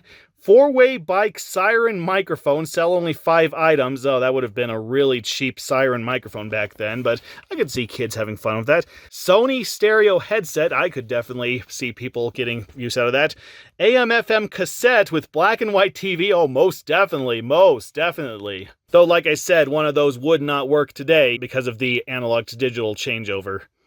Tasco binoculars? Yeah, maybe. Corvette novelty phone? Well, like it says, it's a novelty. Emerson video cassette recorder. Oh, everybody would be like climbing over themselves to get one of these back in the day. I know that for a fact. VCRs, especially those that could record, were a huge must-have back in the day, and they were enormously expensive. My grandma was actually lucky enough to win a VCR back when they were back when they were practically first released. So she was only 1 out of 6 people in her entire town to have a VCR back when VCRs were finally becoming commercial items. But yeah, even for the early 90s, having a VCR was a novelty and a huge money investment. Though I remember having a VCR when I was young and growing up in the early 90s. I've always been fortunate like that. I remember I had practically every single Disney movie on VHS growing up. And I also had a computer with speakers and a CD-ROM drive. Which anyone old enough to remember having to buy a personal computer like that back in the mid-90s, yeah, you know what I'm talking about. You know exactly what I'm getting at. So yeah, my family was actually pretty well off in the 90s, come to think of it. And then my dad lost a lot of money in a series of really bad real estate investments, and we still haven't recovered since then. Still, yeah, I would definitely work towards that if I was doing the sales club. But like I say, I don't know if they'd ever pay out. Senior Chem Lab sets? Yeah, I don't know about that one. Calculator alarm watch? Yeah, I could see people going for that. Little fridge, which if I remember from the other page had like erasers in it. Yeah, I don't see that one happening. Michael Jordan basketball? Yeah, I could definitely see a lot of people wanting that. Snow Fox? Oh yeah, this is one of those snowboards that with a steering wheel, and you could actually, well, theoretically, you could change the direction you were snowboarding down. However, in order for one of these things to work, like the mountain had to be like 2 miles high, and then you still had no control over the snow. It was completely up to like the consistency of the snow and how heavy you were and whatever was under the snow, because more often than not, you'd just flip over. Either that or you just get completely stuck in the snow and it wouldn't go anywhere. Munch Out Snack Pack. What is this, like is this just a backpack with like a little lunch thermos thing there? That could come in handy. 200 one-piece fishing kit. I don't know if any kids would be that excited about that, but I don't know. Maybe if their parents were avid fishers. 88-piece art center. Yeah, that's always fun. Car room game board. I see those all the time. Like these generic game boards all the time at thrift stores. So no, I wouldn't be excited about that one. And then a telescope, 150 times telescope. Yeah, that could be interesting. Argus neon lights camera with telephoto lens. I could not find any information on the neon lights cameras. Look, here's another one over here. Apparently they were just regular cameras, but they were colored in bright colors, colored in neon colors. That's all I could find. So I don't know. I guess that could be fun for a kid to carry around. Cassette player with headset. Yep, novelty back then. Really fun to have. Turbo walkie-talkies. Ooh, headset walkie-talkies. Yeah, those would be fun. And, well, what is this? 2-in-1. Oh, it's another fishing kit. 2-in-1 fishing kit. Well, see my comments on the other fishing kit for more. And see-through telephone. Well, that would be fun to have around, but like I say, back in the day, having a telephone line in your house was a luxury. Like most homes only had like one telephone line. So I don't know, you'd have to convince your parents to replace their regular phone with a see-through phone. Which they might, depends on how cool they were at the time. And finally, Battle Ball. Yes, this was a Milton Bradley toy back in the day. They were trying to create a new sport. Basically, it was like tennis, except there was a racket at both ends of the pole, and the ball was a little heavier. So, yeah, not quite as dangerous as lawn darts, but still could result in a lot of But hey, if you can still find a set nowadays, they go for a tidy sum on eBay. So, yeah, call that number. Actually, don't call that number. And get your free kit and see how much crap you can sell to get some decent crap. And hope that they'll pay out. No, seriously, I am really interested. If anyone has ever made money or won prizes from these sales clubs, please let me know. I find the very concept of getting something out of those incredibly interesting. Anyway, in this article about movies of tomorrow, they talk about how movies of the future might be a more immersive experience. Like you'd actually be sitting in motion chairs that would react to the movie and push you around and all that sort of stuff. Which technically, yeah, does happen in some theaters. I think there's like a theater right down the street from me where certain seats are specially formatted, specially fitted for certain reactive vibration and movement and such. So yeah, those are of course the premium seats, and they charge a very high premium for them. But no, it hasn't really caught on. It hasn't really replaced theaters as we know it. In fact, theaters as we know it are disappearing. Everybody would rather tune into HBO Max or Amazon Prime or Disney Plus than go to a theater nowadays. I mean, we just got so used to it with the COVID pandemic a couple years ago that, hey, why stop? But yeah, they talk about how film strips have doubled in size from 35 millimeters to 70 millimeter film to create a clearer picture, and how experimental formats like IMAX are coming into play, trying to do theater in the round, except in a movie theater, basically. And they introduced ShowScan, which projected film at 60 frames per second. Can you just remember a world where 60 frames per second was not the norm? I mean, okay, technically it's still not the norm today. A lot of movies still stick with like 30 frames per second or somewhere along those lines. But most movies still give you the option of 60 frames per second. Especially since everything is shot in digital nowadays. Heck, I'm recording in 60 frames per second right now. So you can see every single jolt that I make, all in realistic movement. But yeah, unfortunately, these novelties remained just that, a novelty. In fact, ShowScan never even took off. I think that the movie Brain Scan was supposed to use the technology, but they changed their minds at the last minute, and yeah, it just never happened. I don't think 60 frames per second really became the norm until like the last decade. I mean, of course, we had things shot on videotape, which recorded at about 60 frames per second, for a more realistic and smaller budget experience, like families recording themselves on video cameras or documentary filmmakers, that sort of thing. But yeah, technically videotape was even more blurry back then than film stock. So yeah, like I say, higher frames per second didn't really become the norm until everybody switched over to digital. So now you can watch my finger move around in 60 frames per second. Anyway, here's a little bit about how a video camera works. And there you go. Here's some fast facts. Here's some random trivia, some quick trivia. So every breath you take, the older we get, the slower we breathe. A baby takes between 40 and 60 breaths a minute. Well, yeah, because as you get older, you get bigger lungs. Of course, that's only if you're a healthy adult. If you're a heavy smoker, then I would imagine you take much faster, deeper, raspier breaths. I don't know. I don't smoke, so I can't really say.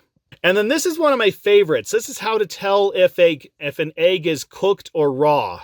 So you take the egg and you spin it. So raw eggs don't spin as fast as cooked ones. That's also a good indicator if a egg is good or not, like if an egg has been sitting around for too long.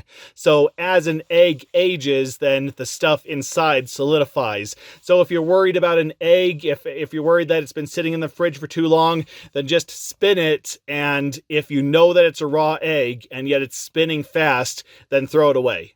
Also, somebody chucked a chicken egg 317 feet 10 inches. But did it land intact? That's the important bit. Not gonna say. Did you ever notice how sometimes when you're asleep, you'll get a sharp, tightening pain in your leg? I suffered from growing pains a lot when I was young. I had really bad cramps in my leg, like almost every night for a certain period when I was growing up. But I eventually remedied it by sticking a pillow between my legs, so hey, not bad. But as for this, what do they call it? A hypnic jerk, I'm unfamiliar with that. I mean, I do sometimes have the feeling that I'm falling and I wake up with a start. I'm pretty sure a lot of people have that feeling, though. And then a ballpoint pen. The tip of a ballpoint pen is actually made up. It's more like a sponge, and it has a whole bunch of holes in it, and the ink oozes through the holes, and that's how you write with a ballpoint pen. In the days when you actually wrote with a pen. And, score! Game reviews! Yeah, some old game reviews. I've been waiting for them to go into the video gaming section. I think later issues, like, at least the issues I read when I was a kid, they actually do include game reviews and such, so I can't wait for those. Today's features are Pipe Dream. Pitch your pipe fitting ability against a stream of green sludge as different pipe sections come tumbling down the chute. You must use each one in turn to build your pipeline, plug the exits and gaps, and try to use as many cross pipes as possible for big bonus points. So basically it's the pipe hacking game from BioShock, except you're trying to see how long you can make your pipes stretch while still trying to keep them connected. At least that's what I understand. I haven't actually played this game, that's just what it looked like when I looked it up. And then Spot, from what I understand, well, let's read it first. Awesome animated strategy game for 2 to 4 players. Pick the board layout you like and move spots around to capture your opponent's pieces. Secret bonuses for an extra turn or free move are hidden under some squares. You can play against the machine, but it's awfully good and almost impossible to beat. So again, I haven't played this game, but from what I understand, it's kind of like that Japanese game Go. You place some pieces in some places, and depending on where you place them, you can turn the opponent's colors over to you, and then the game is over when the board is filled, and whoever dominated the board wins. That's what I understand. And then, of course, there's that little Spot guy. The 7-Up mascot, that was a thing for a while in the early 90s. But yeah, he's animated and he jumps around, and that's what keeps the game from being too monotonous, from what I understand. And here's another ad for Tiger Electronic Games, which, like I say, were terrible, but we just have so much nostalgic feeling for them that we, even to this day, we just can't stop talking about them or thinking about them.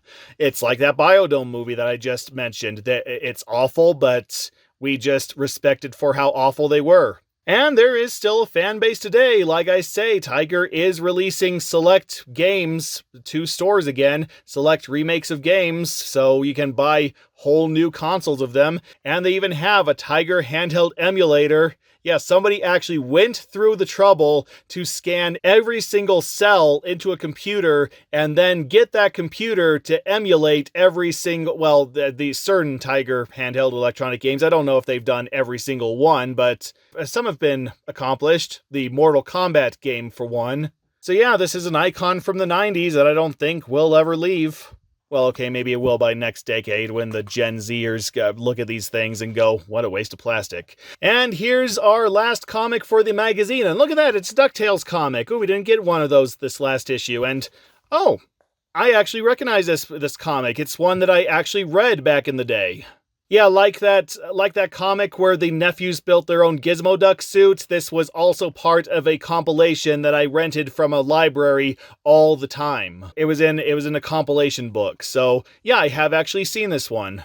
But I'll read it for you anyway because I'm nice like that. Sometimes. DuckTales in It's Lucky to Be Smart. Okay, so right here is Gladstone Gander, a sometimes character on DuckTales, which honestly I just learned because this is mostly a comics character. This guy normally pops up in Disney comics, mostly older Donald and Scrooge McDuck comics.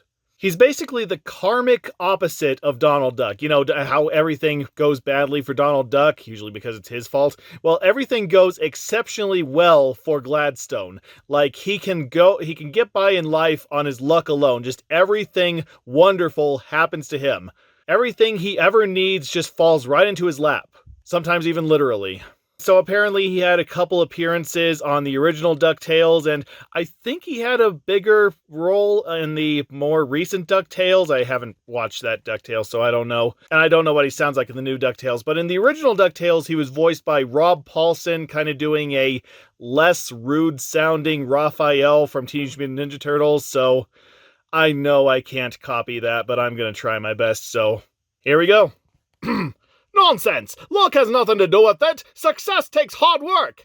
Oh, Scrooge, you're an old fuddy-duddy. Nobody needs to work hard. All it takes is luck, as I, Gladstone Gander, the world's luckiest duck, know full well.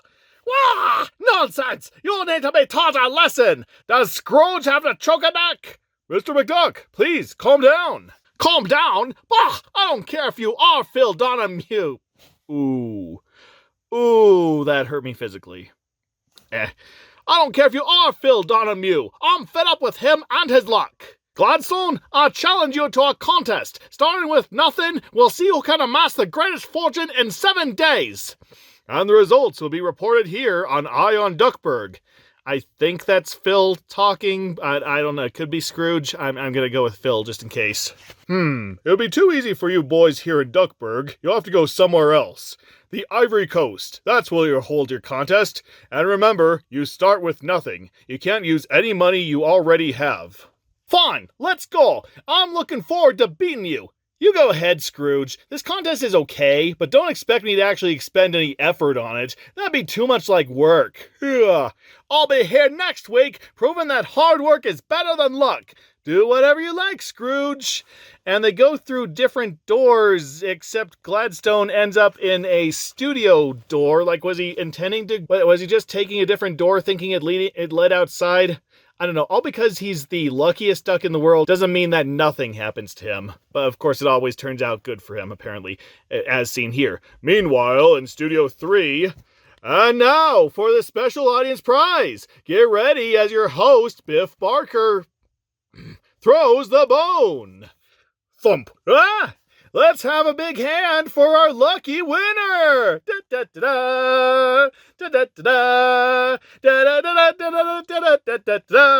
Congratulations! What's your name, friend? Gladstone Gander? Well, Mr. Gander, for catching the special prize bone, you've just won a free round-trip airline ticket to the Ivory Coast!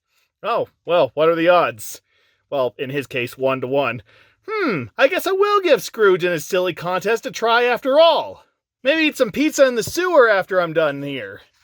You know, like, because I said he's like Raphael from Teenage Mutant Ninja Turtles. Here's another subscription card. God, how many of these have we found so far? How many?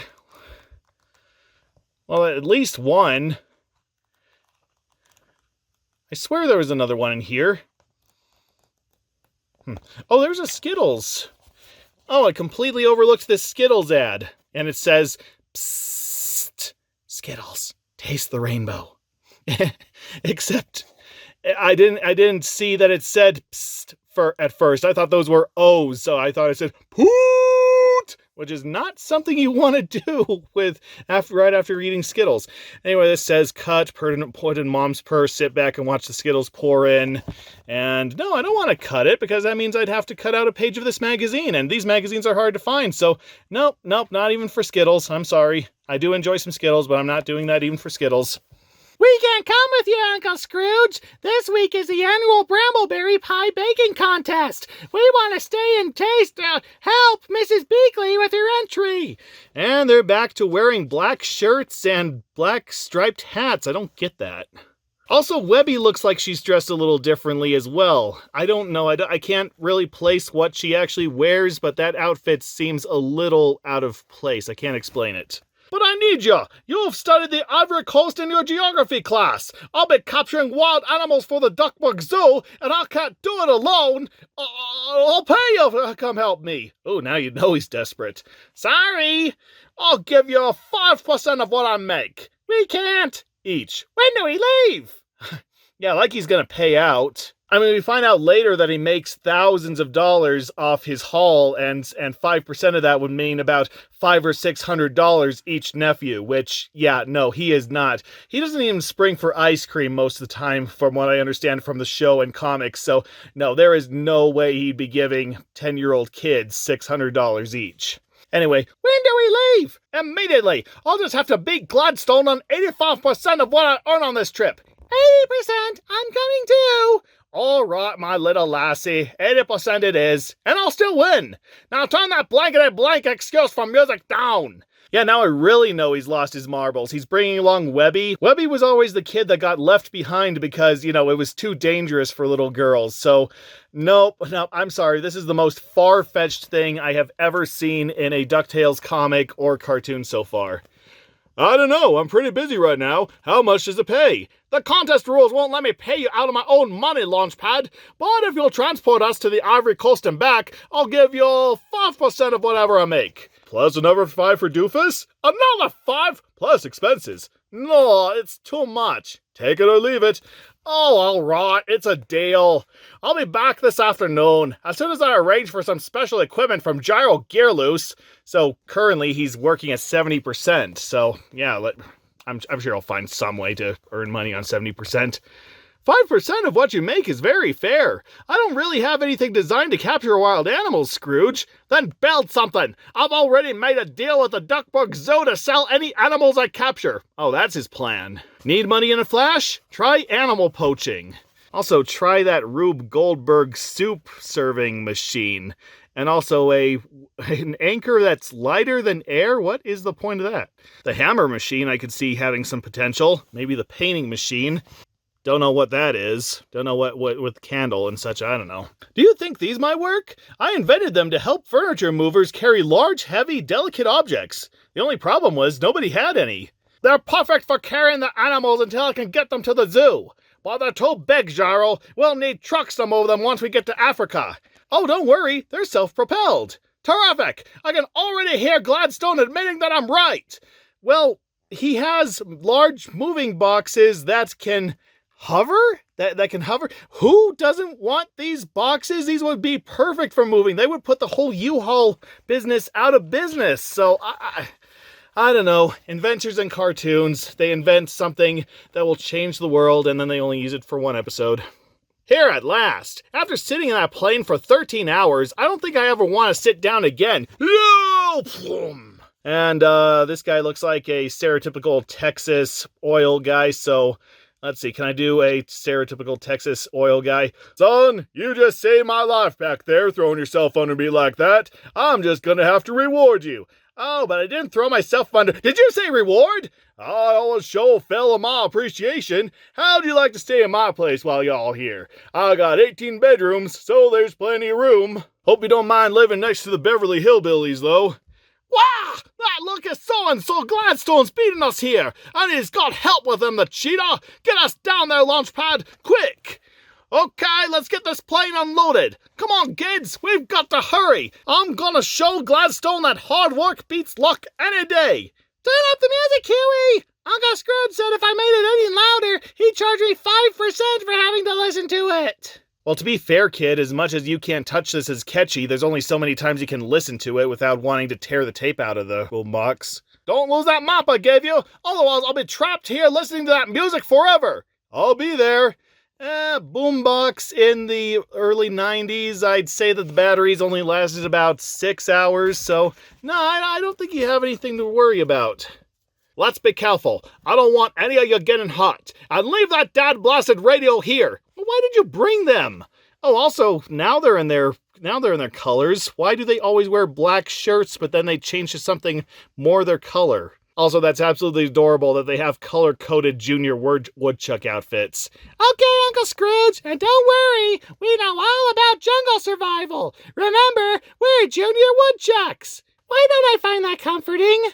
And yep, as you'd expect, they're nearly gored by a rhino, fall off a cliff, nearly crushed by a snake, imprison themselves in their own traps. Yeah, Uncle Scrooge, or Scrooge McDuck, whatever, why don't you just go to the Ivory Coast and from there hire some experienced hunters to help you get these animals and offer them 5% off of whatever you are going to make. I mean, you're Scrooge McDuck. You're one of the richest people in the universe. I think your name alone carries weight behind it. I think anybody would be willing to drop what they're doing just so they can help you out. This capturing animals stuff is hard work. The hard work would be okay if Uncle Scrooge hadn't made me leave my radio here in camp. I was hoping some animal would sneak into camp and steal it, but they won't listen to it. Oh, must be the new Rico Suave album. Hi-oh! Ah, now this is the life. Being lucky sure beats working hard. I'm hungry. I think I'll go see what's for lunch. Pizza! Oh, and he falls off a cliff. Whoa! What's this? Maybe I'll just take a look inside. This must be some kind of ancient temple. I'm probably the first one to be here in 100 years. Oh look, there's Indiana Jones impaled to a wall. The Duckburg Museum will pay me a fortune for this stuff. So much for Scrooge and his hard work. And you are one stuck duck there. That makes $1,850 worth of animals. Not bad for just a couple days' work. Not bad. $18,500 less everyone's commission and expenses. That leaves $10,063. And 2 days still to go. And they captured a zebra and a lion and a hippopotamus. Are those animals native to this part of Africa? I have no idea. Also, Scrooge, I applaud you for already making a deal with the zoo before you started your whole poaching thing, but you are still here illegally poaching animals from their natural habitats, which is technically illegal for zoos to purchase. I mean, back in the day when zoos were just like exhibition, then yeah, they just bought animals from any safari guy who would go out and capture stuff. But nowadays, zoos are more about preservation and nursing back to health and such like that. So from what I understand, most zoos don't take animals in from the wild anymore. It's mostly wildlife preserves and abandoned, hurt animals found in certain places. And, you know, things like that. Things that don't hurt the environment that these animals actually live in. From what I understand, when they do get animals from the wild, it's mostly like bugs and reptiles and sometimes birds, you know, animals that have very high reproductive rates where if you take a couple animals from their natural habitat, it's not going to affect that much. But yeah, giant mammals like zebras, lions, hippopotami, yeah, that's going to cause a bit of a problem. So, yeah, you're straight up poaching, Uncle Scrooge McDuck, whatever. But of course, you're a squadzillionaire, so just pay off the right people and you'll be fine. I need more. Come on, kids, back to work. Oh, and also child labor. Though to be fair, he is paying them, and, what kid in 1991 wouldn't want $600? We only got 2 days before we meet Launchpad and head for home. And get rid of that music! I need it to be quiet if I'm gonna capture more animals! But we got some evil eyes poking out of a tree, and oh look, there are whole natives attached to it. Is that guy wearing boxers? Well, who can't appreciate the wonders of spandex? No, you stole our animals. You come with us. Well, technically, he's right. He's completely in the right. You let us go right now, or I'm gonna buy this place and tear it down to build hamburger stands. Oh, like he wouldn't do that anyway. You wanna buy? You better talk to him. You do not appreciate our hospitality? I don't know what accent that was. Also, suddenly, one of them has weird gloves. Actually, no, they had gloves in this panel as well, except they're weird flesh-colored gloves. And he has them there too, and in here they're green. What? I guess the colorist forgot to color in a part. Let me handle this. We, didn't know the animals were yours, your highness. I'd be happy to pay for them once we get back to Duckburg. I don't even think you can afford my prices, Scrooge. Ha ha ha ha! You should see your face, Scrooge. Gladstone! What are you doing here? These gentlemen found me in an ancient temple I luckily discovered. I suspect they had something unpleasant in mind for me, but it seems there's a lucky resemblance between yours truly and their ancient king. Anyway, they brought me here to the village and declared me king of Duckypore. Duckypore? Besides becoming high muckety muck, I also got a vast fortune in jewels and the hand of the witch doctor's daughter. Yeah, that's somebody who would definitely make you want to go ooh-ee, ooh-ah-ah, ting-tang, walla-walla, bing-bang. You might as well give up the contest, Scrooge. Not only do I get $3 squillion in jewels, but now I'm royalty. Yeah, it was only a matter of time. And yeah, they cut the nephews away because apparently they were seeking to burn them. Oh, good grief. All your hard work can't even come close to the success my luck has brought me. If you're the king, who's that? That's my soon-be father-in-law, Matoki. He's a Duckyporian's witch doctor. You're a witch doctor? Harvard Medical School, actually. Class of 73. We're really pretty enlightened around here. The headdress is just for show. But now, Your Majesty, it's time. I love that there's an educated native in this comic. I love how they subverted that expectation. It kind of reminds me of that Superman versus Spider-Man comic where they're trying to track down the villain and Superman approaches a native tribe and he tries to do the whole ooga booga type of language with them, but then they speak up saying, "Oh, you're Superman, aren't you? Yes, I learned about you when I studied from abroad." And, just made Superman look bad. Time? Time for what? For you to remain king of Duckypore, you must pass a test. Test? A test? That's awfully close to doing work. And if there's work involved with this king stuff, I'm not interested. Too bad, because you don't get a choice. We're gonna feed you to the family from A Christmas Story. Oh, I mean, you have to battle the great black elephant and survive. Throw him in! Well, at least he looks happy to be thrown to an evil elephant. Hurry, run! Gladstone, look out! Help! Boy, Gladstone! Wait, I got an idea. On page 327 of the Junior Woodchuck Handbook, it says do not use poison ivy for toilet paper. Also, it says music has charms to soothe the savage beast. So, turn that awful noise off! Well, that elephant is as savage a beast as I've ever seen. It's working! It is! Oh, I know what they're playing. Open the door, get on the floor. Everybody walk the dinosaur. Open the door, get on the floor. Everybody walk the dinosaur. You survived. Does that mean I'm still king? No, you had help. That's cheating. But because you survived, you and your friends can go home. Without the jewels. Well, at least they included a we're not an idiot and we're not going to just have the first person who walks into our temple be king clause in there make somebody king clause. So you see, Mr. Dynamo, it's just like I said. Hard work and perseverance is what it takes for success. I came out of the jungle with $10,000.63, and despite Gladstone's luck, he has nothing. Those Duckyporians must have cursed me. My luck's never failed me before. What's that? Before I became a talk show host, I was a jeweler. This emerald is worth $10,000. Looks like you came out of the jungle with something after all, Gladstone. But I still win by 63 cents. I can't argue with that.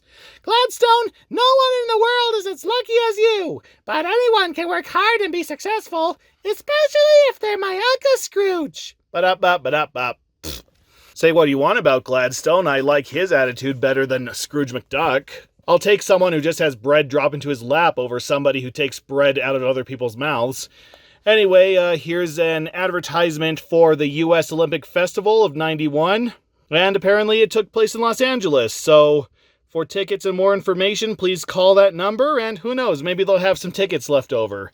The stadium probably won't be there, though, so you'll just have to sit wherever the Olympics did take place and hope that somebody runs along with a pole to jump over. And here's an article about extreme skiing. It's not enough for some people to just ski down a hill and hopefully not crash into a tree. No, some people have to jump off of tall cliffs and hopefully land with both legs intact. Oh, great, it's laid out like this. So, extreme skiing happens in Chamois, France. I think that's how we pronounce it. Let's see, crazy man extremist Glenn Plake walked onto the Today Show wearing a foot-high mohawk haircut and a suit made of a shiny American flag. I don't really have much to talk about Glenn Plake, but it is hilarious. On his Wikipedia page currently, it says that he's 6'5" with mohawk, 5'5" without mohawk. No, it literally says that. Okay, I probably got the height measurement wrong, but it says something along those lines on his Wikipedia page, and just how else can you describe that lunatic?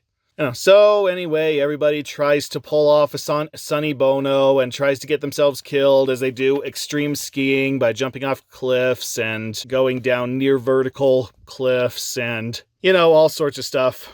Of course, the major problem with skiing is that even if you do survive going down that far, well, the abominable snowman is at the bottom just waiting to gobble you up. Is my audience going to get a Microsoft Ski reference? Whatever.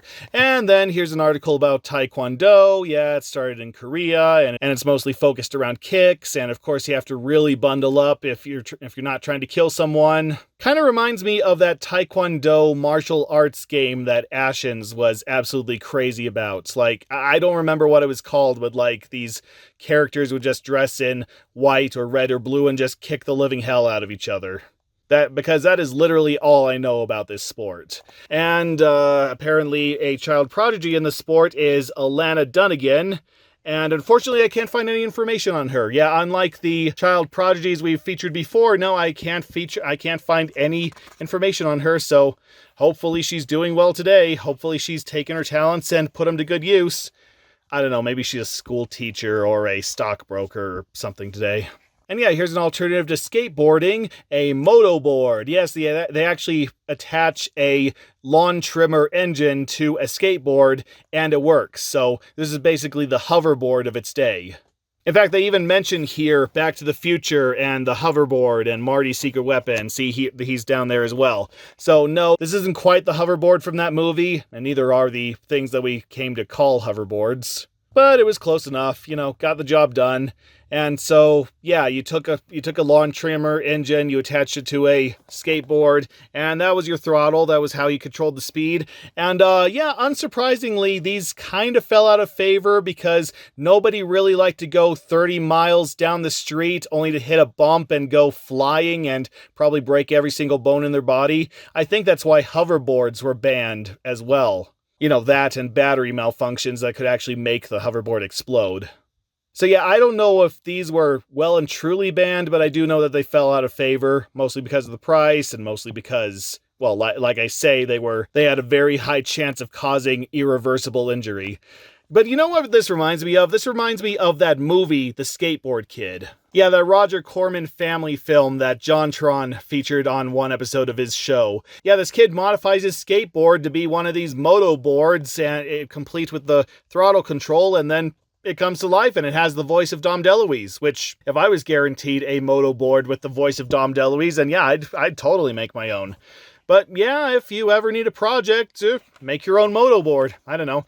And here's some sports stuff that you can buy, or you could buy back then, including Haikichi. So this is basically hacky sack, only long tubes with some foam on the ends and the middle. And then we got these Z-balls. I think they go under some other name nowadays, but yeah, they're just the irregularly built, unsmooth versions of the super bounce balls, which is probably why these fell out of favor, because when you bounce a ball, you kind of want it to go up in the air so that you can catch it as it comes down. You don't want it flying off in some random direction and breaking your mom's priceless china, you know? Or her porcelain Precious Moments figures in my case. And then a trick spin flying disc. The outside spins while the middle stays still, so basically the 90s equivalent of a fidget spinner. I don't know, did the 90s actually have fidget spinners? Did those fidget spinners that were all the rage a couple years ago, like this huge fad, weren't they around for like decades before they all of a sudden became popular? You know, kind of like that steamed hams meme. I don't know, but hey, if you ever find yourself in the 90s and you need a fidget spinner, well, they have you covered, even in the 90s. And here's yet another page reminding you to subscribe to Disney Adventures. No, we're not desperate. We're not desperate at all. You know, please, we're only like six issues old, but we don't have the sales figures yet. Please subscribe to our magazines. And here's the puzzle section, finally.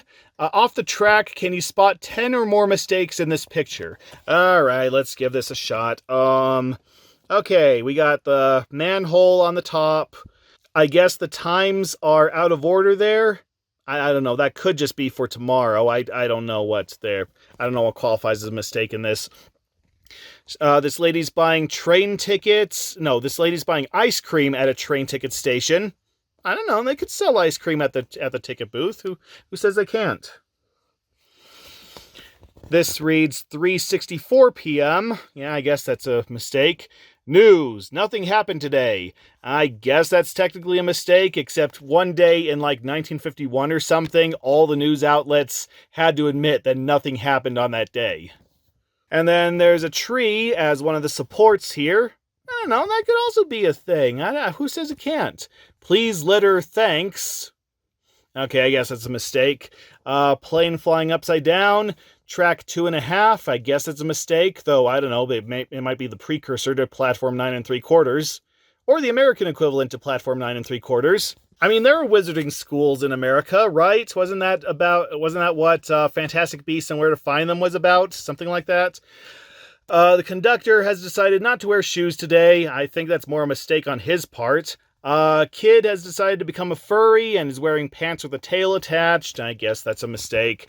This guy has a huge hot dog shaped traveling bag, which I don't think is a mistake. I think that's something that I actually want to have. It's kind of like Steven Universe and his burger backpack. This kid is walking an alligator. It could be like a plush alligator. She could just be walking your toy around. I don't know. I don't judge. And I guess that's it. How many was that? I don't know. You can find out later. Runaway trains. Cut out the 6 train engines and arrange them on the squares so that no engine is in line with another, either vertically, horizontally, or diagonally. I have a better idea. Let's not. Fender bender, rock out maze heads. Hey, look, it's a maze that nobody's done yet. So, figure it out yourself. Tracks. There are 8 sets of tracks in this puzzle. Can you tell which set of tracks was the first across the page? How about the second, third, fourth, and last across the page? Clue, the tire tracks are 4th. Alright, so I think we did a puzzle like this way back in the first issue. So, let's see. Okay, I'm gonna guess that's first. The little brown ones are first. And then the humans second. The purple third, and then the tire tracks were 4th, and then the duck was 5th, the green was 6th, the orange was 7th.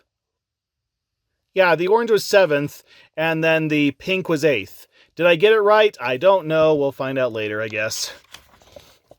Mixed up market. At this market, everything is mixed up. See if you can unscramble the grocery list and find out what you're buying. All right, let's see. Apples, grapes, milk, juice, cookies, cheese, bread, no, nothing's coming to me for that one. Tomatoes, flour, well, that's a hard one. I don't know, and rice. Well, we'll find out later. And here's the next issue, Journey to the Final Frontier in the Next Disney Adventures. Didn't they tease this in a previous issue? I think they did. But we can discover the ups and downs of space travel, read about a sandwich in a pressing situation, launch into the high-tech world of rockets, ask Weird Al how long he's been weird, well, all his life, make excuses, and more excuses. Oh, sounds like me every time somebody asks when my next video will be up. Okay, here's the puzzle solutions. There, made it a little easier for you. Okay, so it's pepperoni, shortening, and cereal. Those are the ones that I missed. But who goes to the store for pepperoni, shortening, and... Okay, cereal, I understand, but pepperoni and shortening aren't regular grocery items. And here's another Captain Crunch, Find It, pictures, the Where's Waldo kind of things. I think we did this one in a previous issue, so I'm not going to bother. So, if you can find the crunch berries and their bush, the peanut butter crunch bird's egg, and the guppy, then he'll send you a surprise. You know, if you backdate this to 1991, something. So, yeah, here's the page. Find the stuff. Moving on. Goodbye! Boom! Ooh! And once again, we have the Game Boy DuckTales game, which, like I said, is basically the exact same as the NES, except the screens are a little smaller and the areas have been laid out a little bit differently to compensate. And our final ad is the Jet Set ad, which we saw a variation of on a previous issue. And this is not a good ad, because just from looking at this ad, what are they selling? No, seriously, a point to what they're selling in this ad. I mean, they're apparently a clothing line, but you wouldn't know that because the clothing is barely in shot. There's more focus on the food, and then there's this kid in the back. He's hanging something up. I think my attention is more on the kid. So, yeah, you would never guess that this was a clothing line if I didn't just point that out. We believe that children should be seen as well as heard. Oh, they're the opposite of my mom, then. And there you go. That is another Disney Adventures magazine in the bag. So what did we learn this issue? That John Candy enjoys planes, trains, and automobiles, but hates planes, trains, and automobiles. That if you put an orangutan in India, everybody will call you racist. That I am very uncomfortable with calling gypsies gypsies, unless it's the one gypsy, or it's the gypsy from MST3K. And Africa just lets you bring home your own pets. So just bring a box to Africa and take home your own giraffe. Because Africa is just the world's Petco. Thank you everyone for watching. I hope you enjoyed this issue of Disney Adventures and my commentary on it. And if you could, please check out my Patreon. Just throw a couple bucks my way and I will sing your name to the heavens. Or I'll sing your name to whoever watches the credits at the end of these videos. But that's good enough, right? So thank you everyone. I will see you next week with another issue of Disney Adventures.